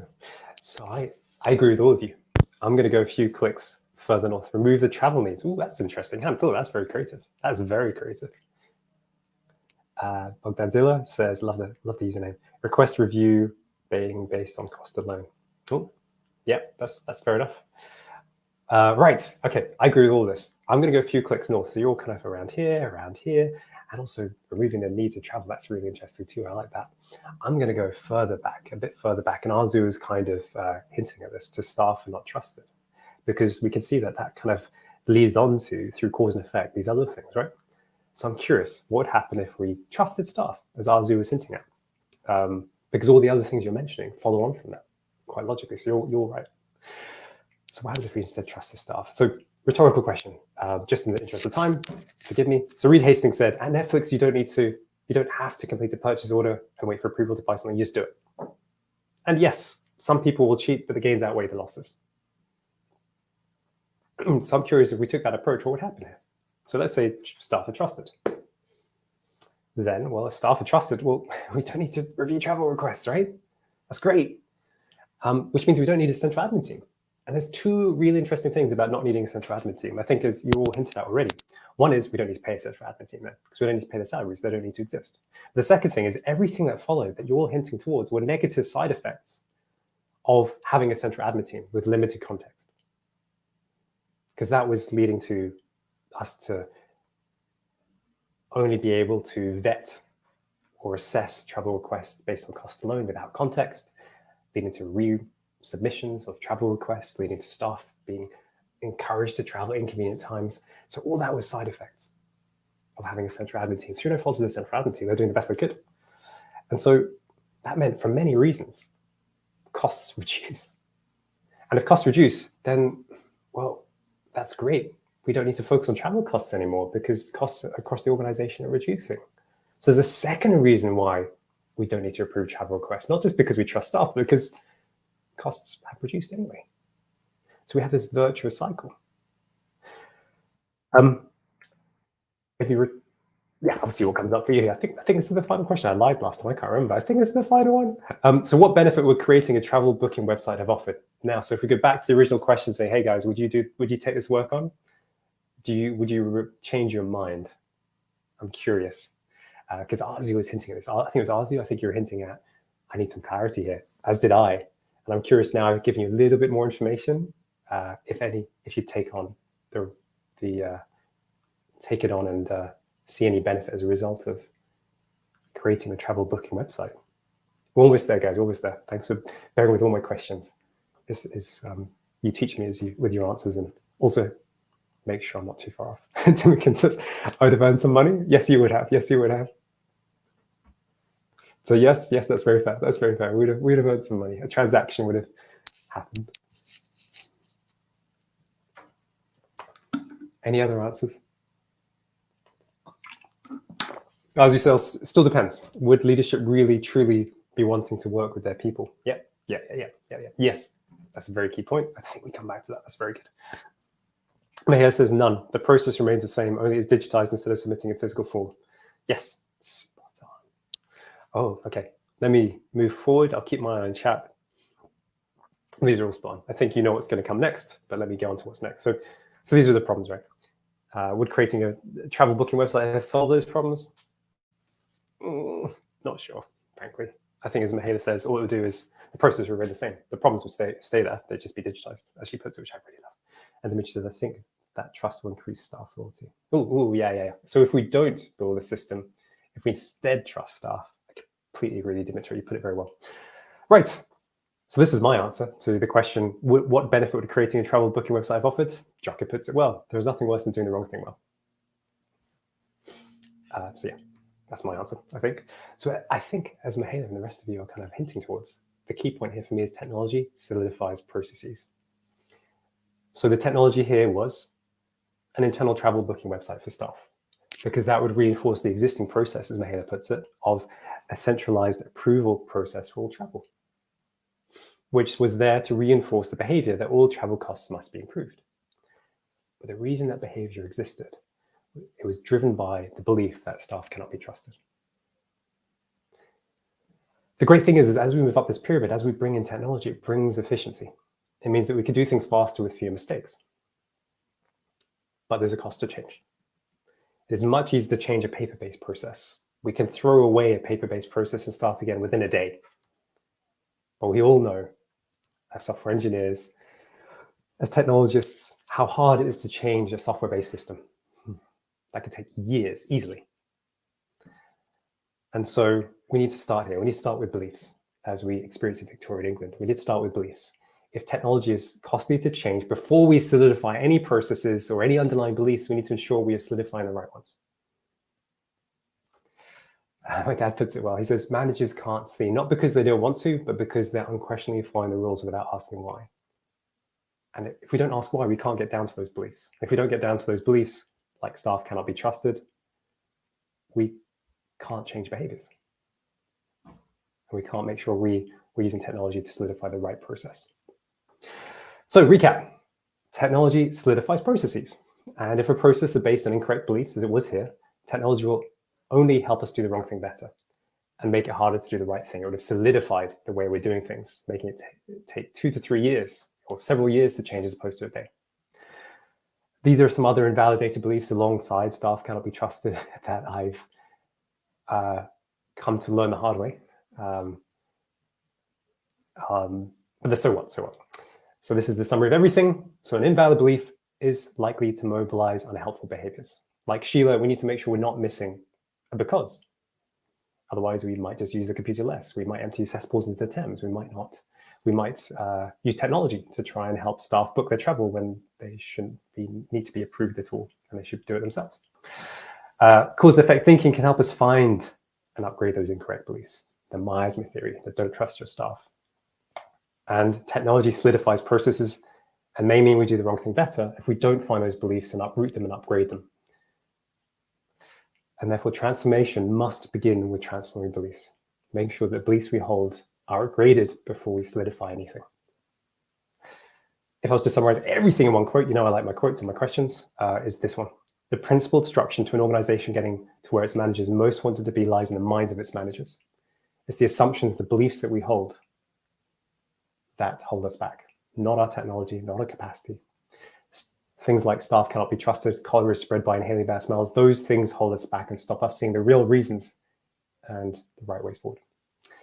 Now what? Here's some books. Here's some books. All these books contributed to this talk. Really recommended.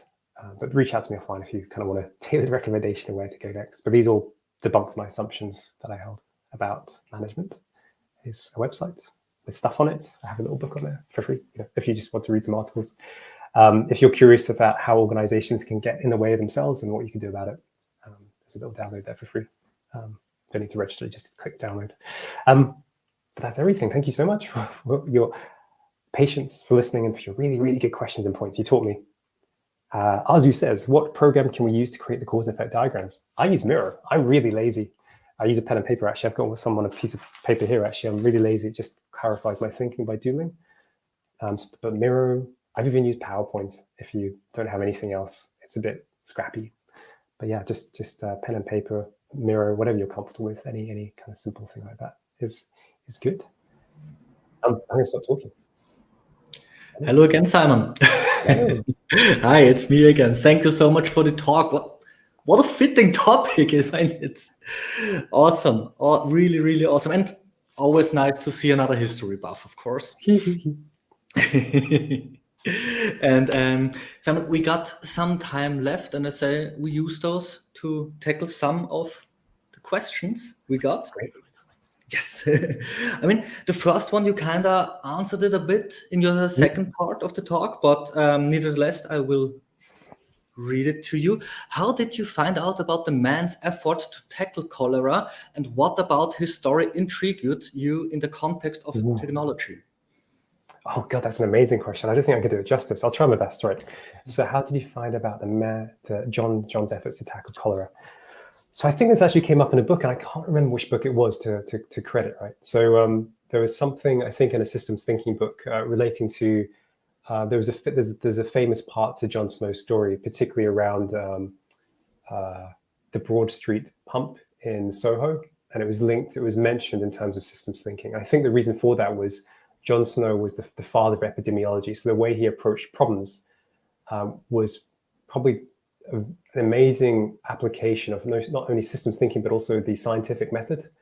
If you looked at how scientists tried to tackle cholera in and around his time, you'd have seen something that was more, was very unscientific, very undisciplined, and wouldn't help them learn what was helping their patients and what wasn't. Whereas Jon Snow's approach as the father of epidemiology was just incredible. So I think it was mentioned in passing in a systems thinking book, and I thought, oh, that's really interesting. And then Sandra Hempel wrote an amazing book. I would hold it up if I had a physical copy, but it's a Kindle copy. And she talked all around the subject. And there are many examples of how Jon Snow thought very differently to other people at the time with great clarity. And what about his story intrigued you about the context of technology? So that's a really good question too. So what it came down to was, as you read about Jon Snow's efforts to combat cholera, the 30 years that he spent trying to help people see things differently, what became very clear was there were actually how strongly the miasma theory was held by people in power of the time in government and the health services is really what made it take 30 years and only after Jon Snow's death for people to see that the belief they held around the miasma theory is wrong and actually start to take different behaviors. And unfortunately, that's what I've seen in organizations. And I've been part of this, right? I've held beliefs that have been terribly incorrect and I hope didn't cause too much harm, but I could have done better. And it's only when you look back and you see these beliefs that you've held, like staff cannot be trusted, or theory X versus theory Y, which comes from the human side of enterprise, I think.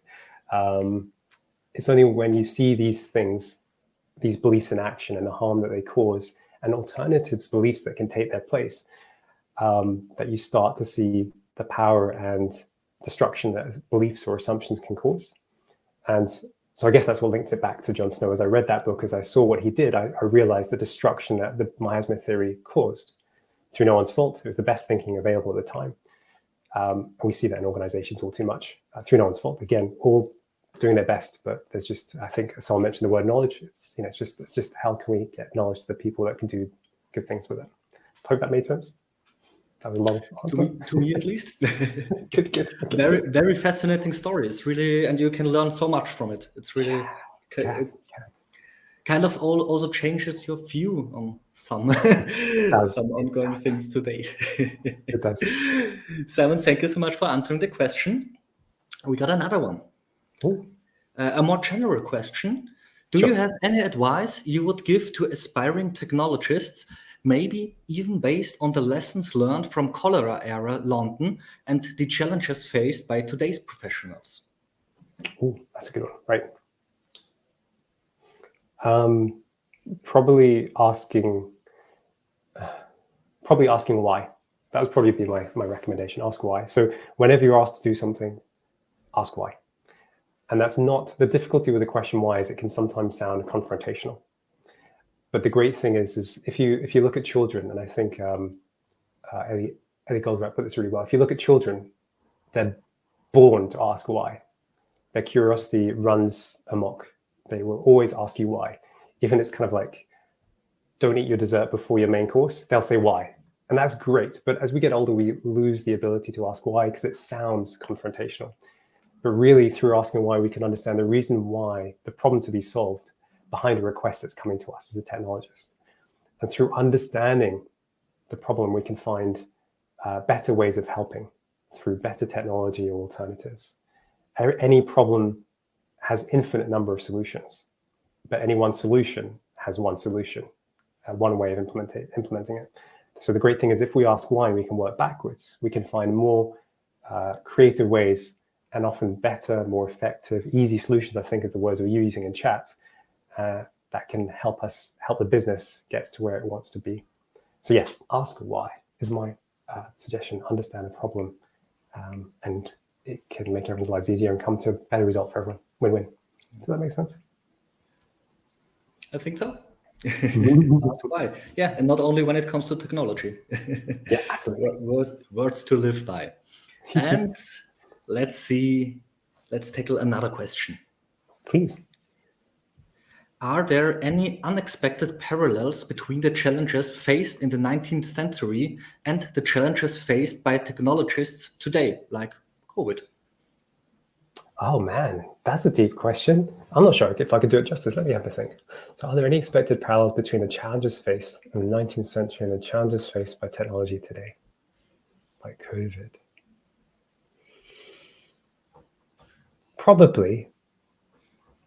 So my thinking is going to be very limited and constrained to where my interests lie, right?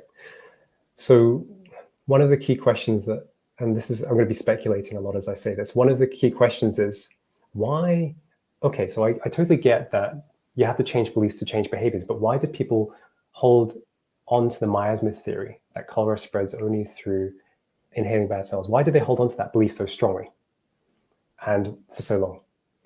And the only thing I can think of, and it's all speculation, no one has stated this, and it comes from conversations with my friend and mentor Noah, is that two things, right?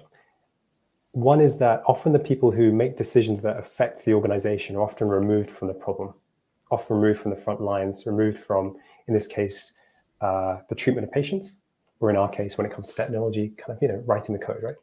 It's not their fault. They're absolutely where they need to be. But what that means is if they're making decisions that affect the organization, it means that they can sometimes make misinformed decisions through no fault of their own. They're doing the best they can, but they just can't see things with as much clarity as people who are writing the code or whatever. And so that's my assumption when it came to cholera, that the people who are making decisions about how to approach things, that were perpetuating the belief, that were publicizing like healthcare measures, were people that were far removed from the front lines treating patients. And so they couldn't see exactly what was going on and what was working, what wasn't, through no fault of their own. The second thing I think, and I think this goes to Chris Agiris, I'm probably going to get his theory very, very wrong, but I think, and also at Akoff as well, I think I'm going to put it very wrong because I don't think I fully appreciate their thinking. But basically, as people get smarter, they get stupider. And what I mean by that is, as we get better in one topic, as we get deeper rooted in any particular area of knowledge, we tend to turn to that area of knowledge more than any other area. And it can mean that it's harder for our assumptions to be challenged, for us to see things as they really are, because we're turning to the few things that we know to explain the many things we can't, the many things we don't know.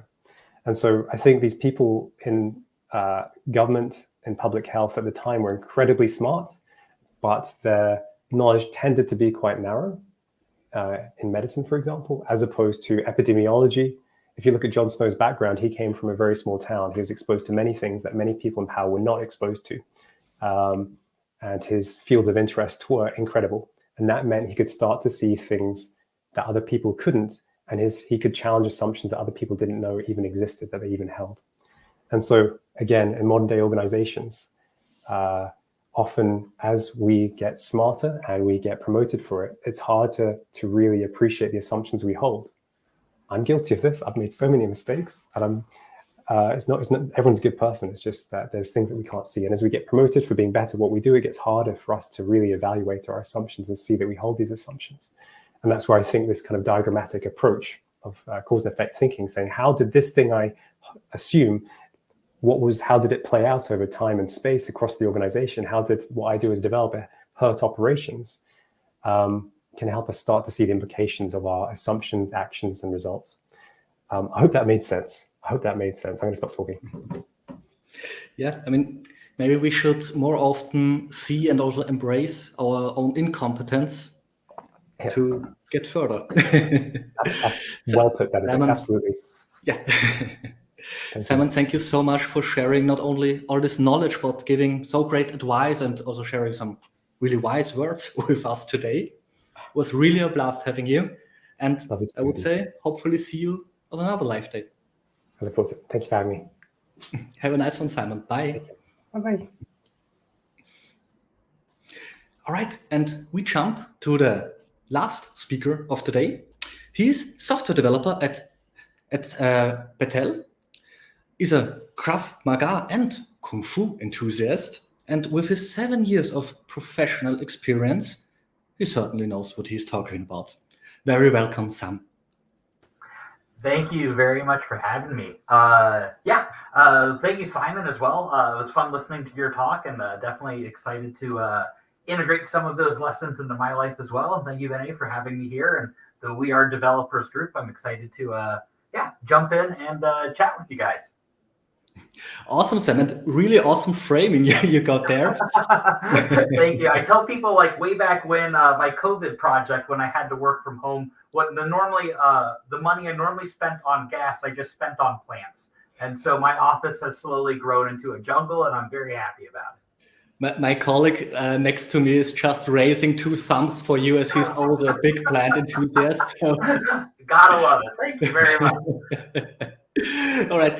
Sam, on topic, maybe before we start, would you mind sharing a bit about what we're going to learn from you today?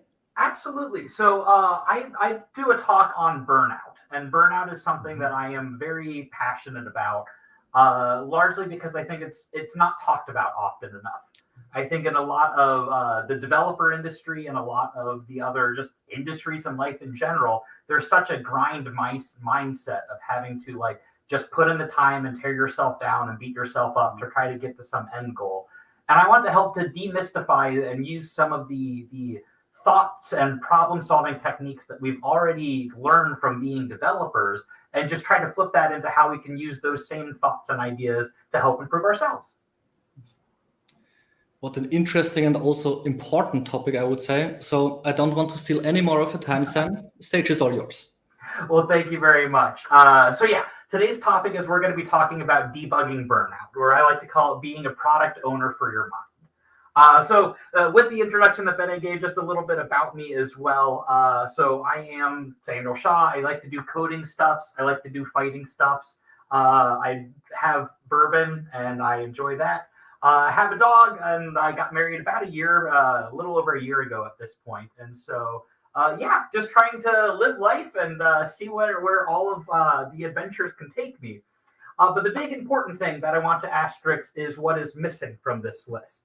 And that is I am not a therapist. I have a therapist. I swear by my therapist. I cannot recommend enough going to talk to a professional therapist. The way that I see it is in my gym life and my fighting life, I have private trainers because I need people that are experts in their field to help make me better.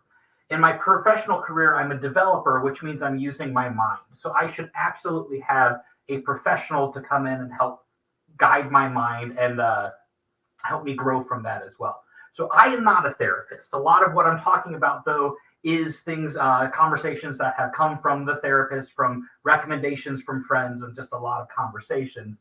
And the other big part that goes along with it is this is a selfish talk for me. This is something that I think the best way to learn is to teach. And I am not immune from this. This is something that came about when I was struggling very much with burnout. And I wanted to dive in and just become an expert in it. So that way I could actually start to unravel the mysteries and help my own. And thankfully, I've been given some platforms to help share that and what I've learned as well. And so hopefully there are some things that you will be able to glean from this. So first thing is we always want to, as Simon talked about, we want to confirm our assumptions. We want to make sure that we're on the same page with things. And so what is burnout? And so burnout, a couple years ago, was defined by the International Center for Disease, which is the ICD-10. So that was their 10th iteration of things. And it defined burnout as burnout, which, super helpful to define it as itself, but also a physical and emotional exhaustive state. So this is good. I do like this one. The International Center for Disease revised their code. And so they also defined in their 11th iteration workplace burnout. So we have feelings of energy depletion or exhaustion. We have the increased mental distance from one's jobs or feelings or negatives or cynicisms relating to one's job. We have reduced professional efficiency. And then if you look at it in WebMD, they kind of have three buckets that they put things in as to overburdened burnout, under-challenged burnout, or neglect burnout. And these were all very interesting to me, except something kind of I noticed all of these definitions of burnout are purely related to work. And whereas I don't want to discredit work burnout is a very important topic, but I can't speak for everyone. I've been burnt out in my hobbies. I've been burnt out in my relationships. I've been burnt out in my own goals. I've been burnt out in my own, what I thought I would have to rest and give me energy. All of those things have at one point been helpful and become stressors. So burnout is something that is not limited to work. So let's try to define it in a way that's not limited to work. So what is burnout?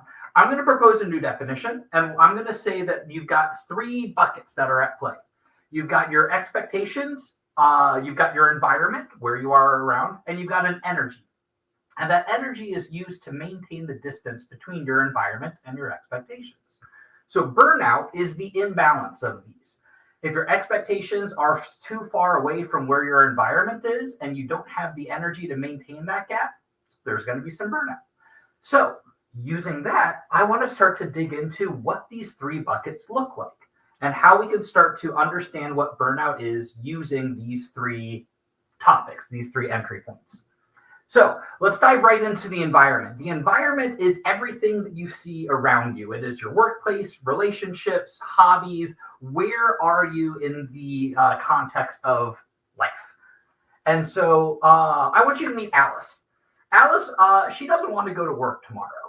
Alice realized that her job is not something that she's super thrilled about. Let's say that she's got her peers are just not holding their own, and she's tired of doing all of the work for the entire team. And what she's working on is boring. It's not the problem she wanted. She's just very unfulfilled in life. She doesn't want to go to work tomorrow. So I would say that her environment is not something that meets her needs right now. So let's look at a framework for this. So we want to start to talk about like a scaffolding of like, okay, well, who are you and what's important to you?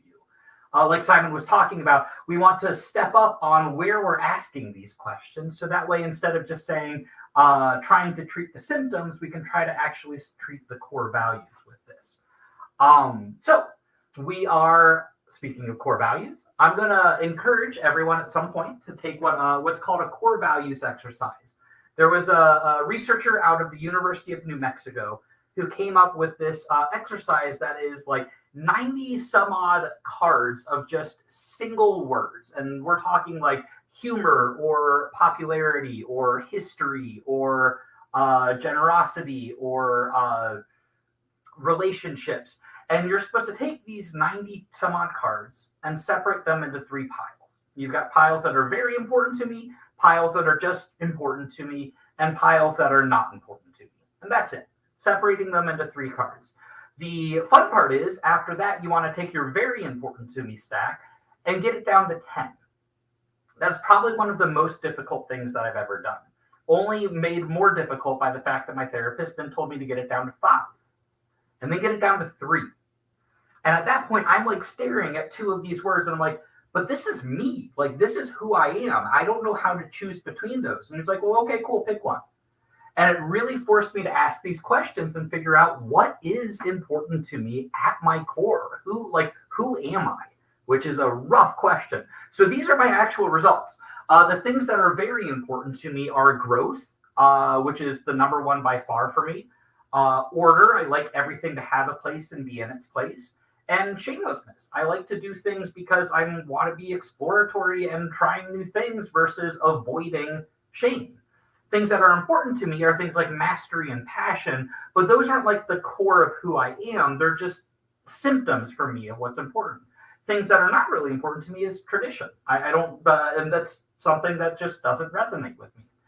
The big thing about this, though, is these are my results. Your results can and should look different because this is all a level of like asking what makes you tick. This is Sam's answer. This is in no way, shape, or form an answer that should apply to a one-size-fits-all solution. So this, if we look back at this, this is now a tool that we've talked about, or like in the developer context, we have this idea of abstraction. And this is exactly what we want to apply to this. This is what we're doing. Alice's problem was she was unfulfilled with work, but that was the symptom. And when we start to abstract that and see what the common threads are, we can start to see, well, wait a second, what Alice was struggling with was not the work itself, yes, is an issue with that. But until she knows what those core values are and abstracts that into like its highest level component, what's the source of the stress? What's the source of being unmet or unmet? She doesn't have the right information to make a decision. I've seen this happen with a developer, a number of developers actually, who are burnt out at a job. They quit, find a new job, and then 3 months into their new job, they're burnt out again. And that's optimistic programming. That's me not knowing and trying to fix the problem. That's me just kind of throwing something against the wall and seeing if it sticks, seeing if it works out. And that doesn't really work in development. Or if it does, there's nothing worse than a bug that magically fixes itself.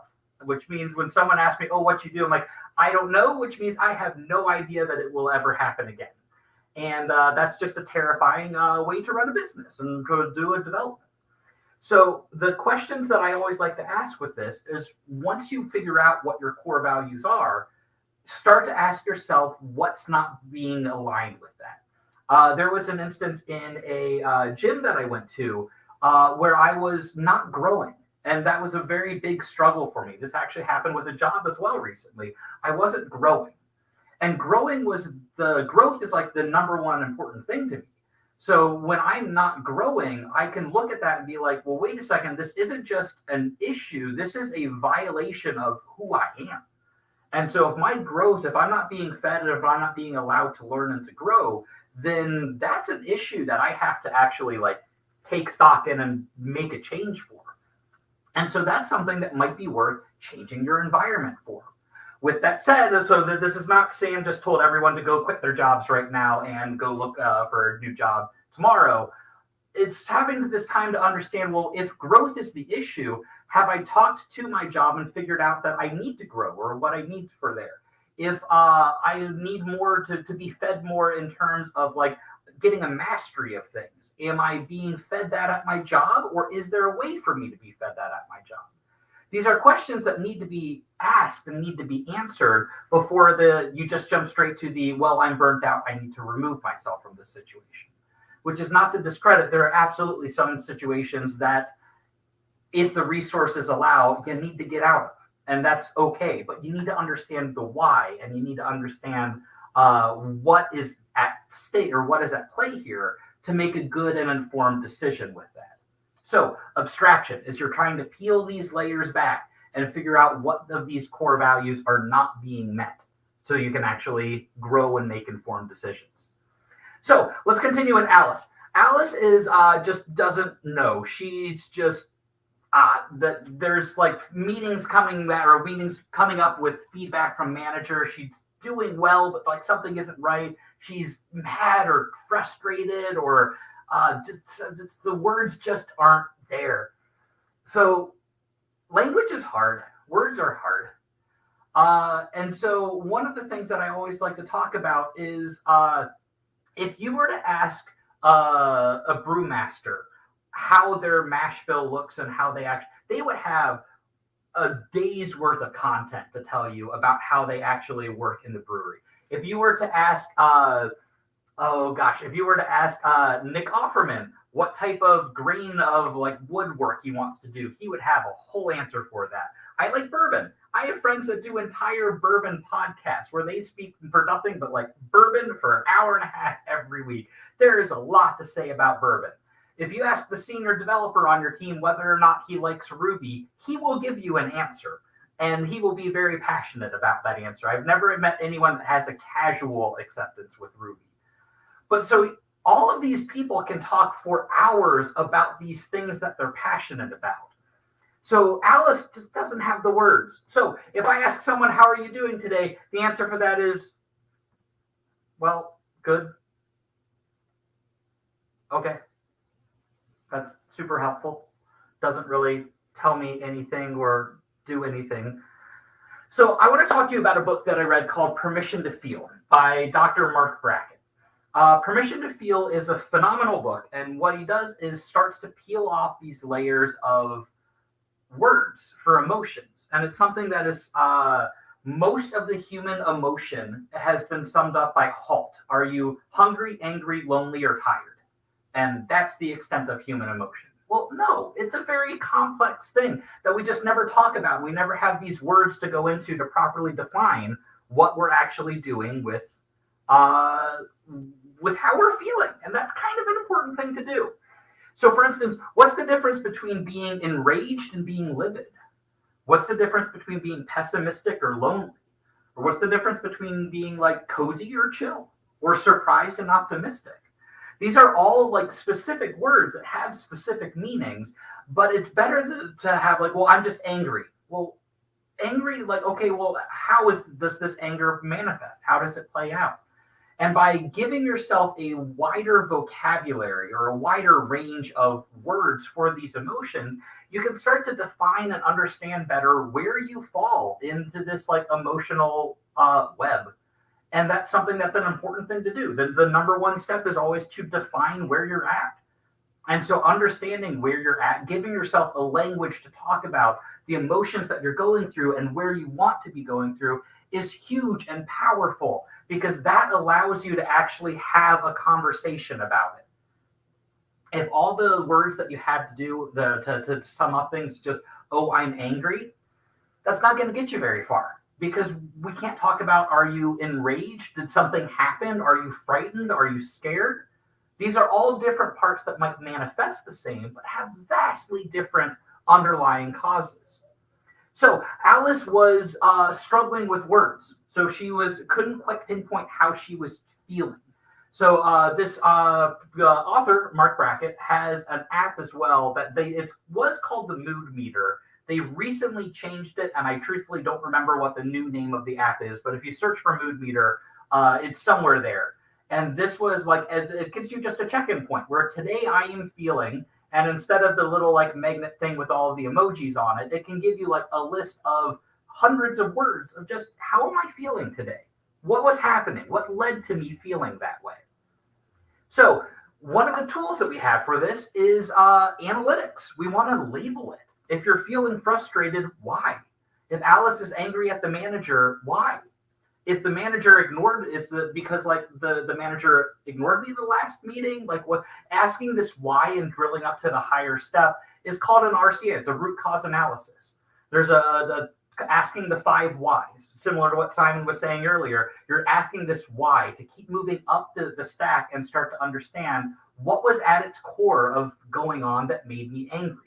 If you're feeling frustrated, okay, why was Alice angry at the manager? Why? Maybe the manager ignored her the last meeting. Well, why? Maybe she was already just tired and just wasn't very exuberant and able to put her best foot forward that meeting. There's a lot of questions that go along with this, but if you just leave it as feeling frustrated, there's no action steps on I'm just feeling frustrated. You got to drill a little bit deeper to start addressing these core symptoms. And so labeling it, get the analytics around it, being able to understand that is super important. And that's what we can use to actually grow and define where I am now. So now with our environment, we've talked about like the core values. So my environment can be who I am here and now. We've talked about how our environment can also be the words that we use, the emotions around us, which I know talking about emotions is the terrifying thing. So these are things that can help define where we are. So let's talk next about where we want to go. And so our expectations are the next little bucket that we have to pull from in terms of burnout. So I want you to meet Bob. Bob, let's say Bob is the senior developer on the team. So he is the go-to guy with all the answers. He has been in the game for longer, where he talks about those languages that don't exist anymore, but he's had some time to touch them. And he's just tired of company problems. He thinks his career should be going in a different direction. He wants to quit, try a new environment maybe just doesn't see himself growing in the current place.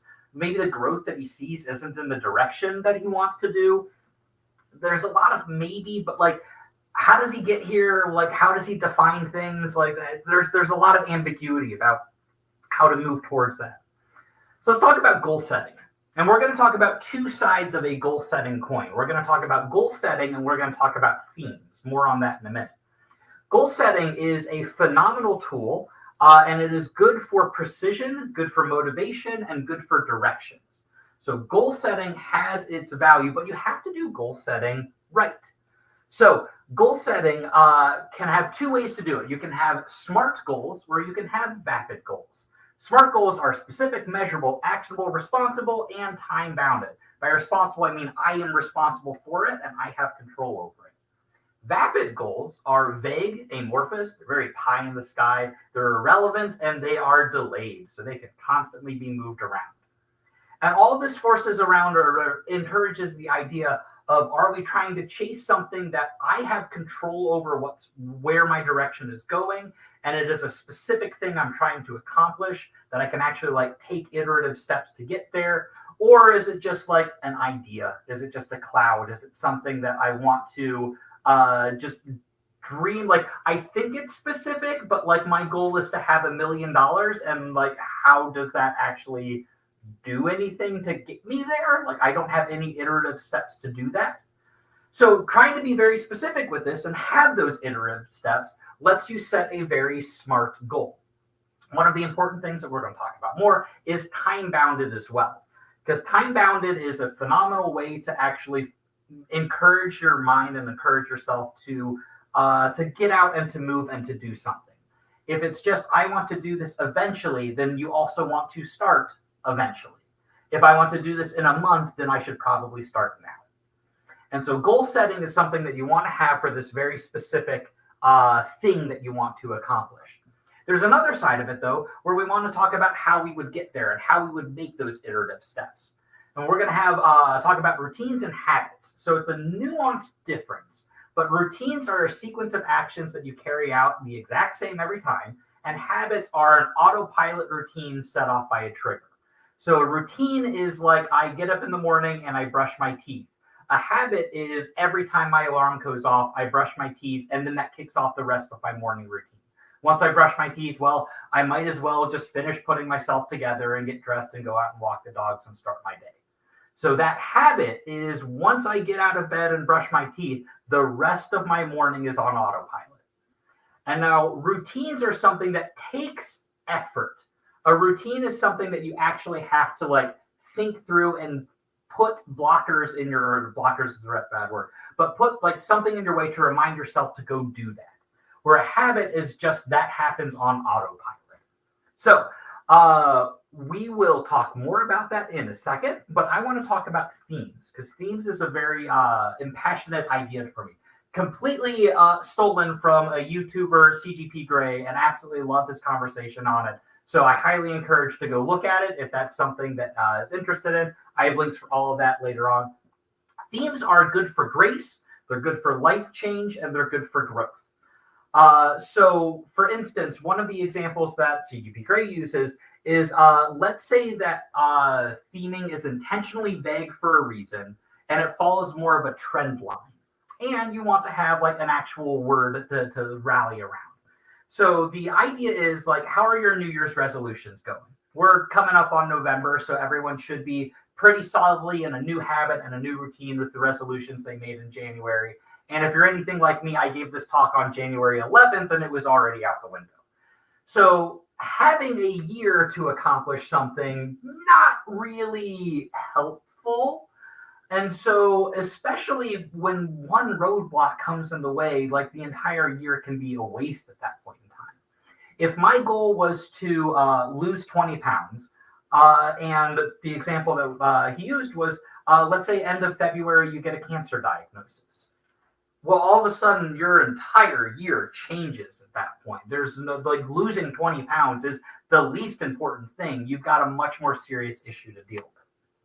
But if we reframe that and say instead of a specific goal of losing X number of pounds, if it was I want to have a year of health, well, then what health means changes with that cancer diagnosis, but it's still a year of health. I'm focused on my health and I'm focused on trying to grow and keep myself healthy, but it changes from losing weight to I've now got this diagnosis to deal with.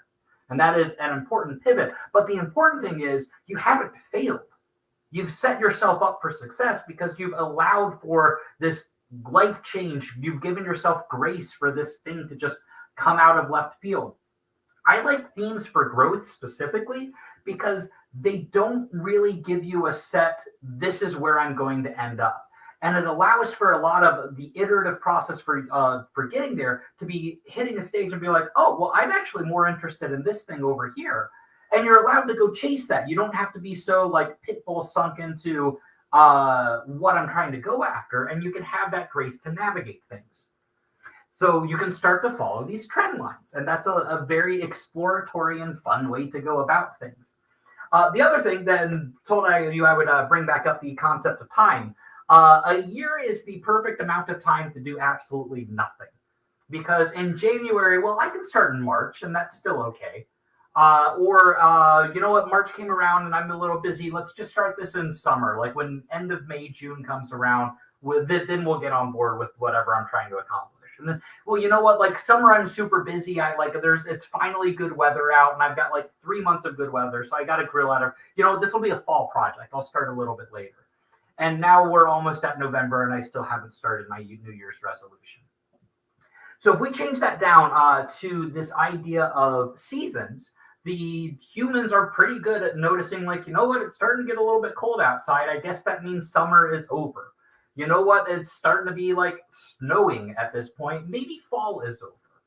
So I've been trying to shoot for about 3-4 months of a theme for a season.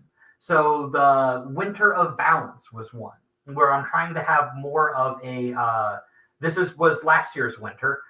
So this was me trying to get into more of a balanced routine of making sure that I was still taking time for myself while trying to like move a lot of projects forward, kind of like I was burnt out. And so that let me have this balance that's a little bit better. For this upcoming fall, my theme is the fall of celebration. I've learned that personally, whenever something happens that like a step in the right direction is taken or I hit a small goal or anything like that, normally for me, the response is relief instead of excitement. And I want to change that. So I'm actually working on the fall of celebration. So I want to actually celebrate these steps when they actually happen and when they can take on. But that's what resonates with me. And I'm actually very, very, very fond of this word called resonance. So resonance is the reinforcement or prolonged of sound or physicsy jargon, and I'll let you read that. But at its core, resonance is defined by the object that is resonating and not the surrounding environment. So that is defined by me. What resonates with me is a very important conversation. And that is only me. It might be the same word. It might be something else. Other people can have the same resonance frequency, but this is defined by me and only me. So for me, the Winter of Balance, that word balance resonated with me. The fall of celebration, that word celebration resonated with me. And so this is almost creating a word cloud of trying to drum up a whole bunch of different ideas and a whole bunch of different words and figuring out what resonates with me. What's a word that I want to rally behind and say, like, this is what I want to chase after for the day, for the season, for the time. And that's something that I would encourage everyone to try, find out. Even if you're not attaching a specific time length to it, starting to ask yourself what resonates with me ties back into that core values and starts to ask yourself, who am I? What do I care about? And these are very important questions. So if that's the idea of theming, we have a tool around this. We've actually been talking a lot about things that any product owner would talk about, that any environment in the developer industry would talk about. We're talking about estimations and we're talking about carding. So estimations are important, and I've seen everything from t-shirt sizes to dog breeds to the Fibonacci sequence to the number of hours that you expect it would take. I really don't like the number of hours one. I'm a fan of t-shirt sizes personally, but we want to give flexibility in our time frames.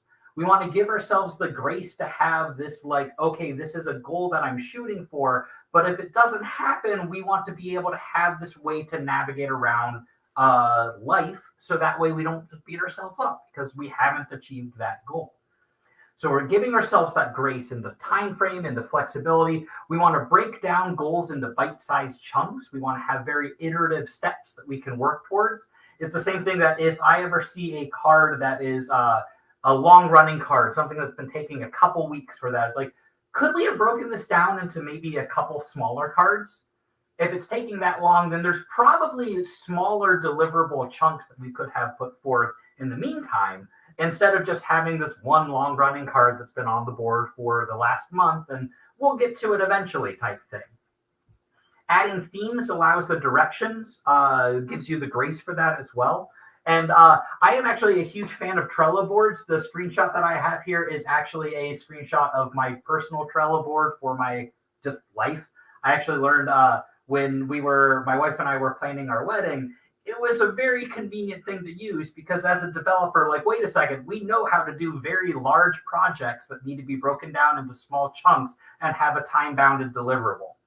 It works for a wedding, it works for a delivery, and it works for goals. So I would recommend having some way to keep yourself on that.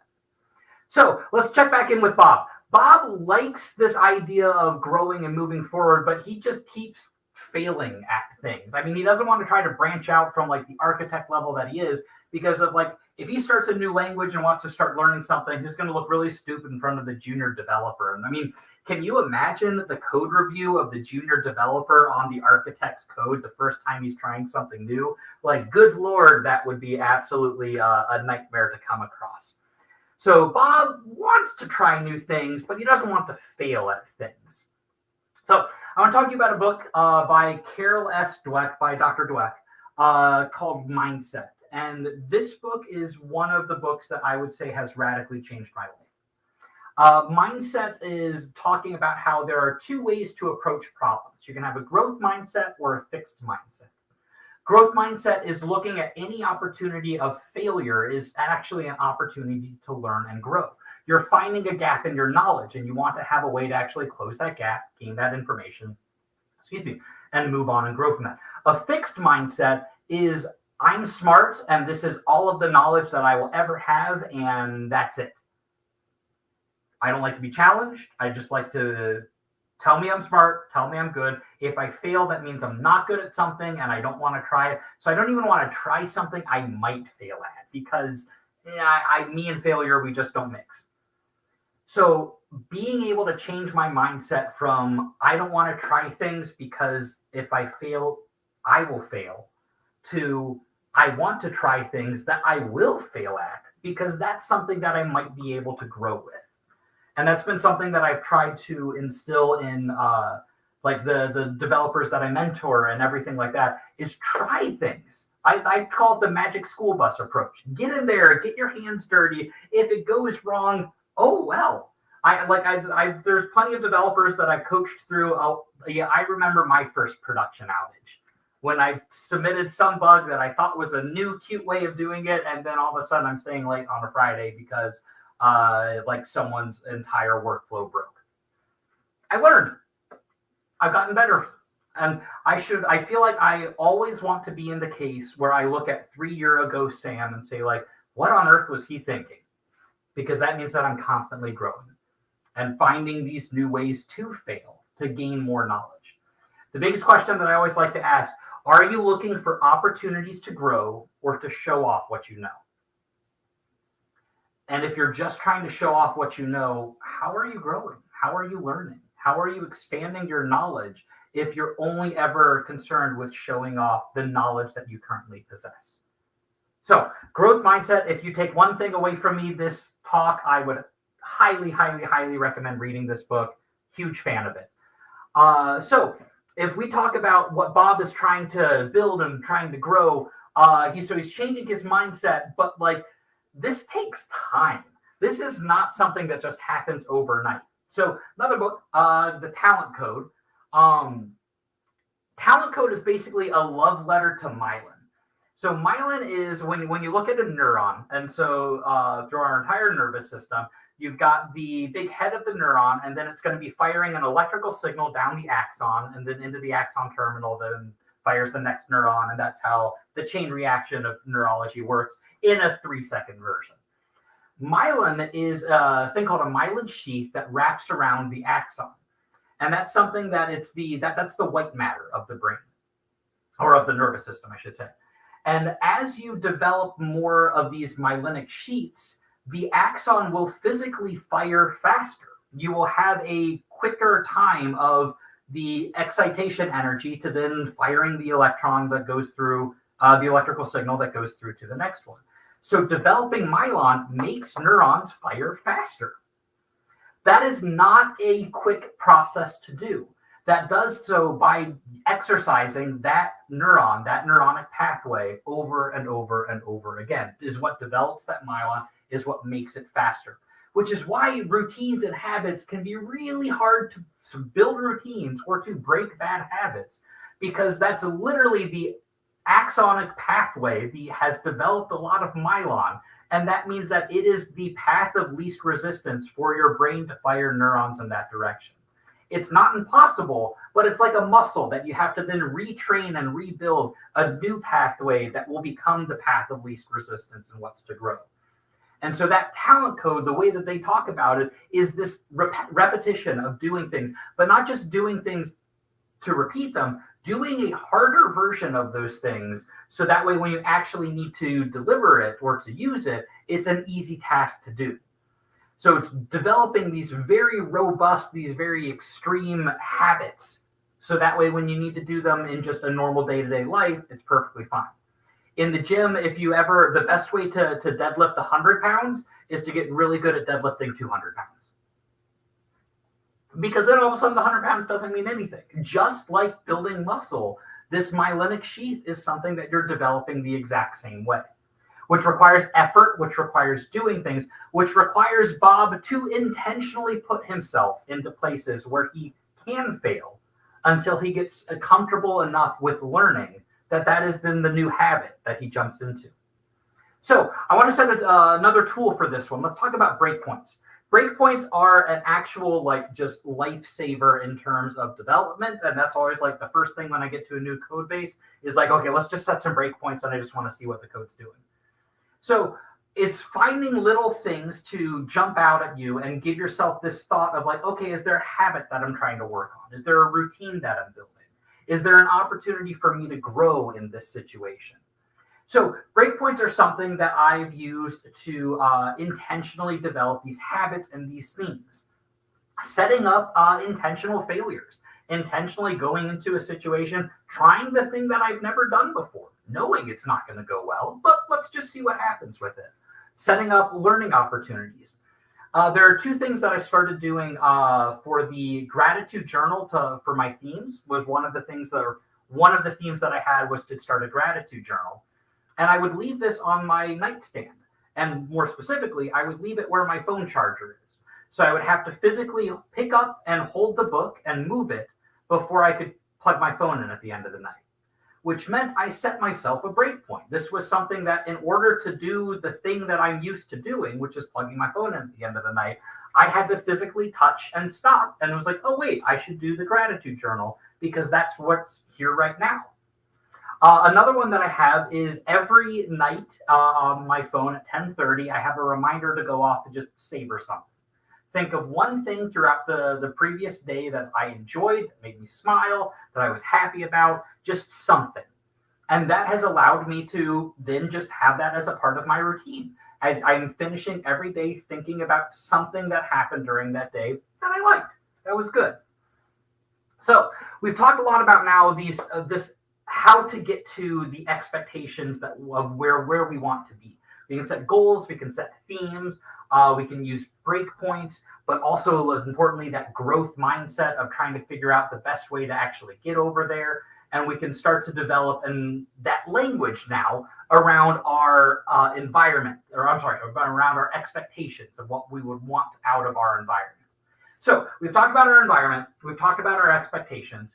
Coming up next is we need to talk about the energy. How do we maintain this balance between our environment and our expectations? Because if that gets out of whack, then we're back into burnout land. So let's meet Charlie. Charlie is very much the world sucks. Why bother? So let's say Charlie, why are meetings always on Fridays? It's something that it's the end of the week. My brain is fried. Everything is mush. It's definitely a horrible way to start the day in general, but then starting a Friday with a meeting, I'd rather have bacon and eggs and French toast. And I'd rather just be out at brunch or pretty much doing literally anything else than being at a meeting on Friday. And we're just talking about redoing the pricing model at work. Again, we've been talking about it for 5 years. Nothing's going to happen. Nothing's going to get done. Why are we still having this conversation? The world sucks. I don't care.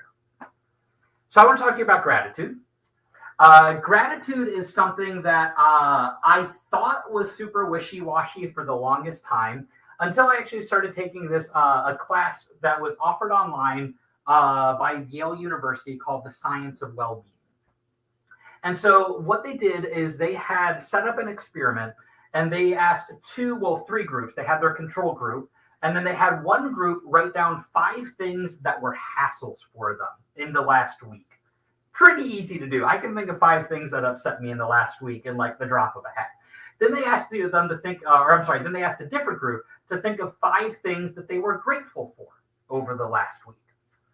And so what they noticed is after asking them about 7 follow-up questions of you have so much in life, rank from 1 to 7, you have so much to be thankful for, or when I look at the world, I don't see much to be grateful for, or just ranking these different statements. And what they found is the people that had this gratitude of writing 5 things down that they were grateful for, on average saw about a third of a point increase from the control group and the hassles group. People who are asked about their outlook on the upcoming week, another about a third of a point increase just by writing down 5 things they were grateful for. Physical symptoms like I'm feeling down or tired or lethargic went down almost half a point. And then on top of that, and this is the one that really blew me away, people exercised more when they were writing down 5 things they were grateful for each week, which I didn't even know that that would be correlated. But that is like by developing this gratitude muscle really started to help that out. So here's what I want to do. I am going to put a minute on the clock, and I want everyone to take out a phone or a notepad or on your laptop, just open up a notes thing. And we are all going to write down 3 things, just 3 things that you're grateful for. And we are going to get that timer started now, in a minute. Could be anything. It could be a good cup of coffee. It could be the fact that you are at WeAreDevelopers instead of doing anything else right now.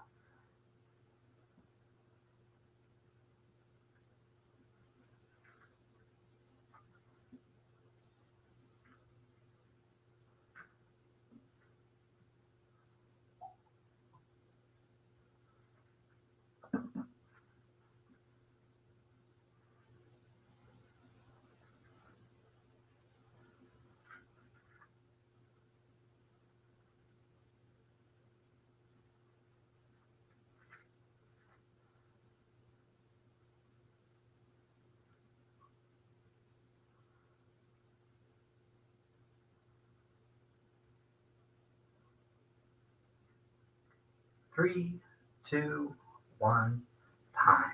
By all means, keep writing if you still need that time. We're going to keep moving along. As always, there's a relevant XKCD for everything. The big keyword here is just writing it down. Being able to have this focusing on something you're grateful for and writing it down. Does a lot of good, super helpful in more ways than I ever thought it would. Speaking of in more ways I ever thought that it would, one of the other things that the Science of Wellbeing class had you do is to write and deliver a note of gratitude to someone. So hey, I am thankful for you because of X, Y, and Z.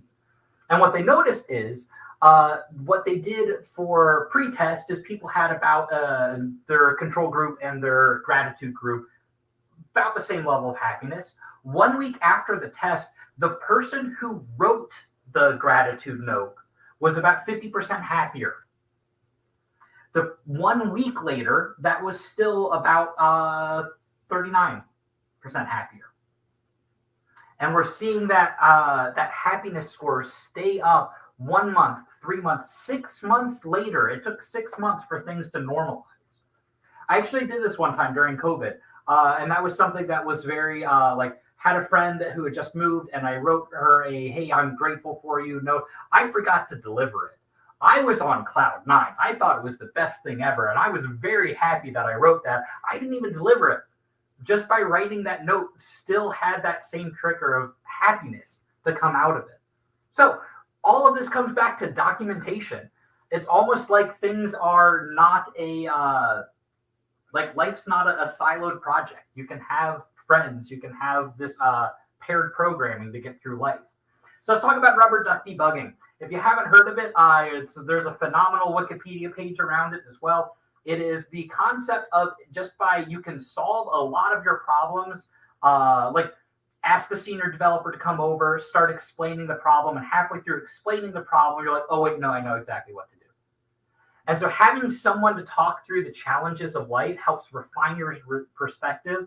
There's actually, and I forget what this is called, and I apologize, I'll need to look it up. There was a study that was done that found that the process in your brain actually changes the thought around it as it goes from a thought to physically speaking it. So physically speaking something is a way to help solidify these thoughts and to have them grow. I apologize, I forget the name of that one. I would have to look that one up.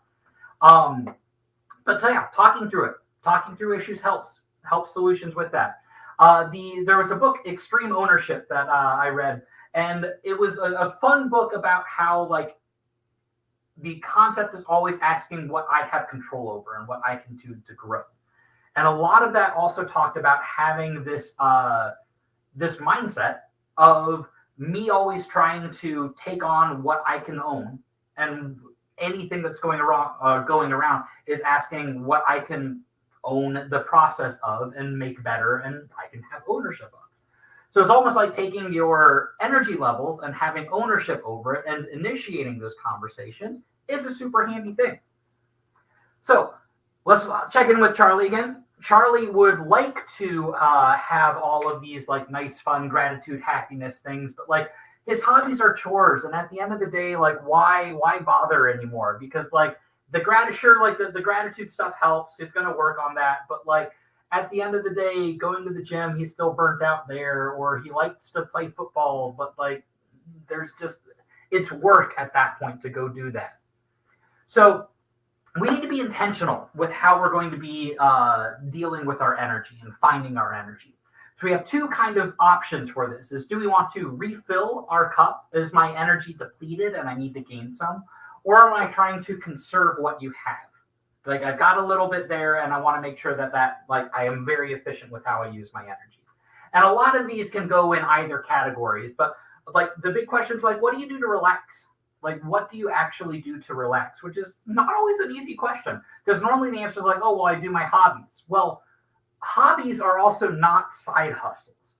And I've met a lot of people that have found a way to monetize their hobbies.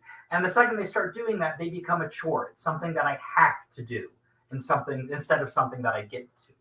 I'm a fan of just be a white belt at something, be an absolute beginner, go learn something new. Even if you just do it for a day and feel like, oh, wow, that was neat. You've got a fun story to tell. I am a huge fan of the pool table. That was something that I was very, very fortunate a few jobs ago to work at a company that had a pool table.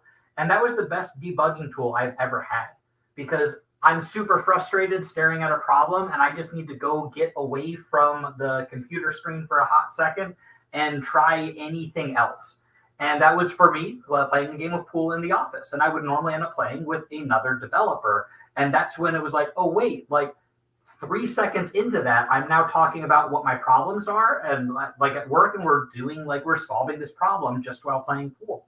Right now, company I'm with does not have one. So I'm just going to go for a walk. And I'm going to ask them like, hey, Derek, you want to go for a walk real quick? And 3 steps later, we're like, well, what are you working on? And being able to start talking through and debugging those problems. The other important thing, though, is also to conserve what you have. So hobbies are important. Doing things just for the sake of doing things is hugely valuable. Vacation and explorations are important. Work-life balance is hugely important. I always like to ask, though, do you have any analog hobbies? I think the most depressed I had ever been was during COVID, when I'm staring at my computer screen for the entire workday. And then, cool, 5 o'clock hits, let me just open up World of Warcraft, and now I'm still sitting at the same spot, but I'm relaxing now. It didn't last very long. It's something that my environment didn't change. I'm still staring at the same computer screen. Nothing really moved. Nothing really happened. I almost fell into that trap again with Baldur's Gate 3, so that was a fun habit that I had to break pretty quickly. But do you have any analog hobbies? Do you have anything that you just like to do away from the screen just to do it? And if not, I highly recommend finding some. And so that's what I would recommend for Charlie as well. And so what I like to do is we have this philosophy in Scrum called a retro, where we're talking not about the things that we did, but how we did them. Like not what we accomplished in the last week, but how did we accomplish them, and are we happy with the way that we solved these processes? So do that. Do that with your life. Ask yourself, are the past decisions that I made still serving me? Are the hobbies that I once found relaxing still relaxing? Is there anything that what have I liked, lacked, or longed for in the last month?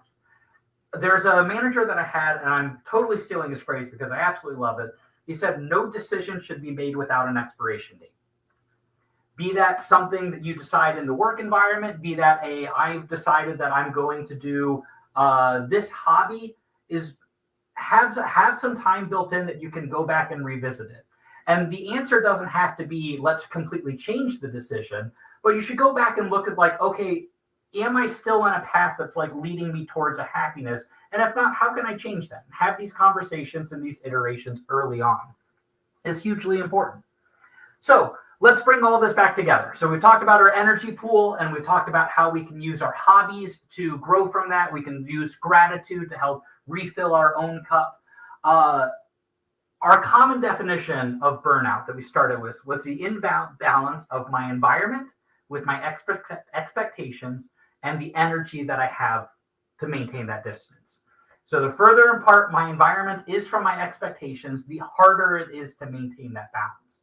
We talked about different ways like goals and themes and growth to like manage our expectations and setting breakpoints and estimations and carding to help get us there. We've talked about defining our environment with language, with use talking about our emotions and figuring out what our core values are and asking, who am I? Not an easy question to do. But we've talked about how we can use like abstraction through the things in our lives and like analytics and root cause analysis to help define and find these words. We've talked about gratitude and hobbies to help like add to our energy pool, and rubber duck debugging using paired programming in our lives, and retros to be able to figure out if these decisions still make sense. The most important takeaway out of all this entire talk, burnout's hard. No two ways about it. We've got 3 dials to turn, and it is something that you always have to be on guard for because it is a very easy thing to see creep back in. And it's something that there's no silver bullet. There's no magical, I've solved burnout, I've done that, check mark. I will never again revisit that in my life. And it's something that these tools can help you start to see it coming, which means that you can start to make decisions to lead yourself away from that. And that's something that I constantly have to remind myself of. You're looking at the stack trace. And so where the symptom shows up is not always where the problem shows up. One of the things that my therapist had me go through is when I would like hit a burnout phase, it's okay, and figure out like what was the thing that happened right before the burnout phase. We're not even looking at the core yet. We're just looking at the thing right beforehand. And then after that, once I got really good at identifying that part, then we're going to look one step further. All of this should be done in iterative steps. There's no silver bullet. There's no magical snap of the fingers and everything's fixed. Looking at these as iterative steps and a growth process to get there. So what I want you to do is to keep the conversation going. This talk and a lot of my burnout journey has been heavily influenced by friends, by my therapist. Huge shout out to him. There's been plenty of pours of bourbon and beer to just talk about how life is, how things are going, and being able to help identify and tease out what these issues and these topics are and how I can grow from there. So please keep the conversation going. No one is immune to burnout. The more that I've given this talk, the more that I've had similar threads between developers, between my tattoo artist, between my therapist, between my gym trainer, gym buddies. This is agnostic of any industry, of any person. It's something that we're all going to have to be on guard for. And so please talk about it, because I guarantee you, whomever you're talking to about it will have gone through something similar. And the best way to increase the public knowledge and the way to have these conversations is to just talk about it more. Highly recommend therapy. That's something that bringing a professional has helped me a lot, but just talk about it and have conversations. So this is a lot of the books that I had listed and some of the links to the YouTube videos or the core values exercise and all that stuff. The QR code takes you to my GitHub that just has the same like PDF of all the slides and everything if you're looking for something like that. Sources, the Permission to Feel book by Mark Brackett. Absolutely love that one. Really taught me to start to like name my emotions, and there was a lot of power in that. Mindset is still one of the best, most life-changing books for me that I've ever read. It was a very revolutionary book for me. I always like throwing out The Martian by Andy Weir. I didn't specifically mention it anywhere, but like in terms of taking iterative like steps towards things, The Martian is like a love letter to the science process of taking these iterative steps and solving them. Talent Code, basically a love letter to Mylan, learned a lot about that. And Extreme Ownership was just one that like it taught me to take more control over, or to look more at what I can do to control my surroundings and my environment and my expectations versus just seeing me as a player or seeing me as something in other people's world. And so that one helped change my mindset with that one. But yeah, With that, I think I am open and ready for questions. So let me know what you have. Hello again, Sam. Thanks. Thank you for this very important talk, and also for maybe breaking some taboos for all of us. Talking about things like that is very important. So thanks for that, of course. And we still got some time left to tackle some questions. Yes, please. Yes, I think you tackled some of the answers maybe a bit in your talk, but nevertheless, I would just read them to you, the questions, but please. because maybe you can add some things to it. The first question would be, how can managers and team leaders recognize the signs of burnout in their team members and provide the necessary support and resources to help them navigate through it? Amazing question. The fun answer is going to be it depends. One of the things that I would recommend looking for in terms of signs of burnout is really just disconnect and like frustration. And it's very, by disconnect, I should say like a change in behavior. If you have someone who's normally talkative and they start getting a little bit quieter and something like that, it could be nothing, but I find that people appreciate the honest question of like, hey, what's going on? Is there anything I can do to help? And I'm making sure that I would, like, from a manager perspective and like how to like support people through it.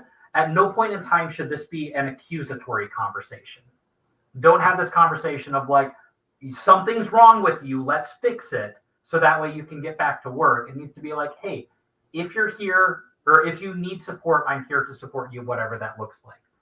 In terms of like providing the actual necessary support, that's going to be a very personal conversation. And that's something that is going to be different from person to person. And so asking them, how would you like to feel supported? Some people need space. Some people need conversation. Some people need a Friday afternoon to just go get an ice cream and not think about work. In terms of resources, though, this is a hard one to answer. There's a couple things like a thing called the Maslow Index or Burnout Index. And that's one that like is a more formalized like burnout personality test style thing. Not a huge fan of it because it's like it has a cost associated to it and things like that. The resources, though, depend on like what your company might have available to offer them. If there's like more lax PTO, you can just give them a day off type thing. Or if it's something that like is a little bit more locked down, offering books or offering time, or really a lot of that funnels back to just having a conversation. Ask the person, what do you need for support and how can I help you?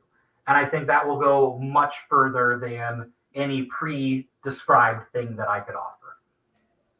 Yeah, there's always a very individual approach needed, I think. So yeah, thanks for sharing also this with us. We got another question.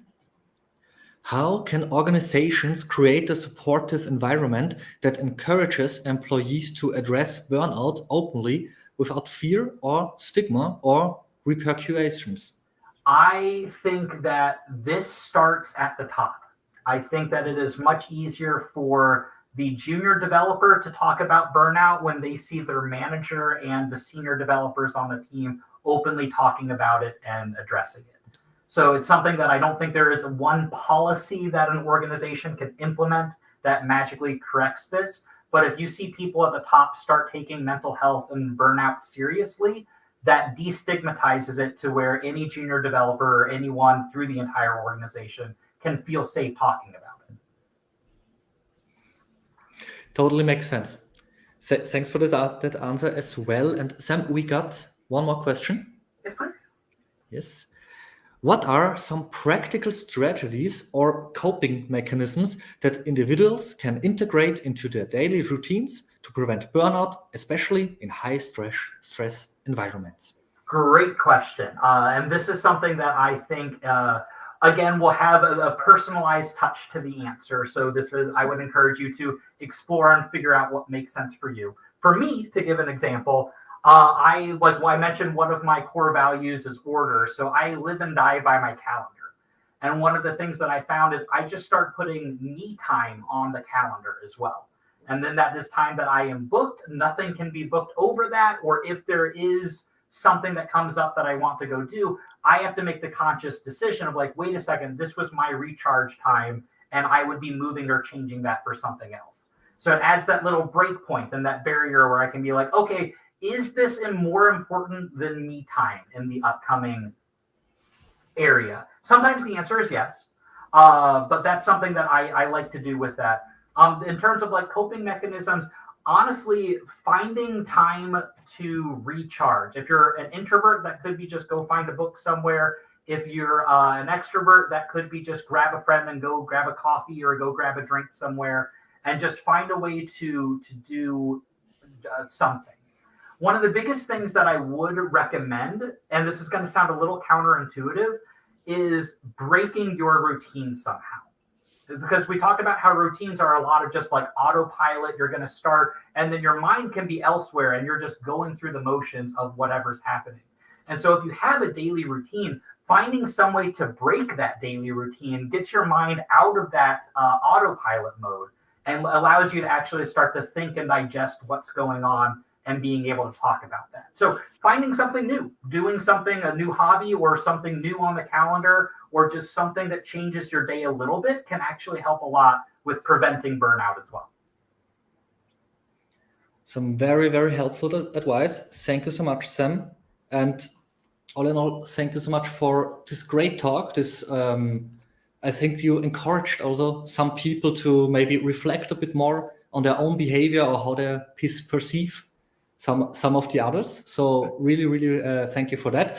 And again, kudos to your cool studio. Maybe you can recommend us some plans we could also use for ours. Oh gosh. Or we can switch the next time. I don't know what most of them are. I just saw them and was like, hey, that looks neat. I want that one.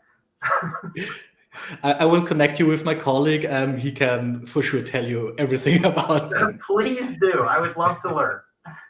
All right. Yeah. And until then, Sam, I would say thank you so much. It was a blast having you. And until next time. Thank you for having me. I'll see you. See ya. Bye.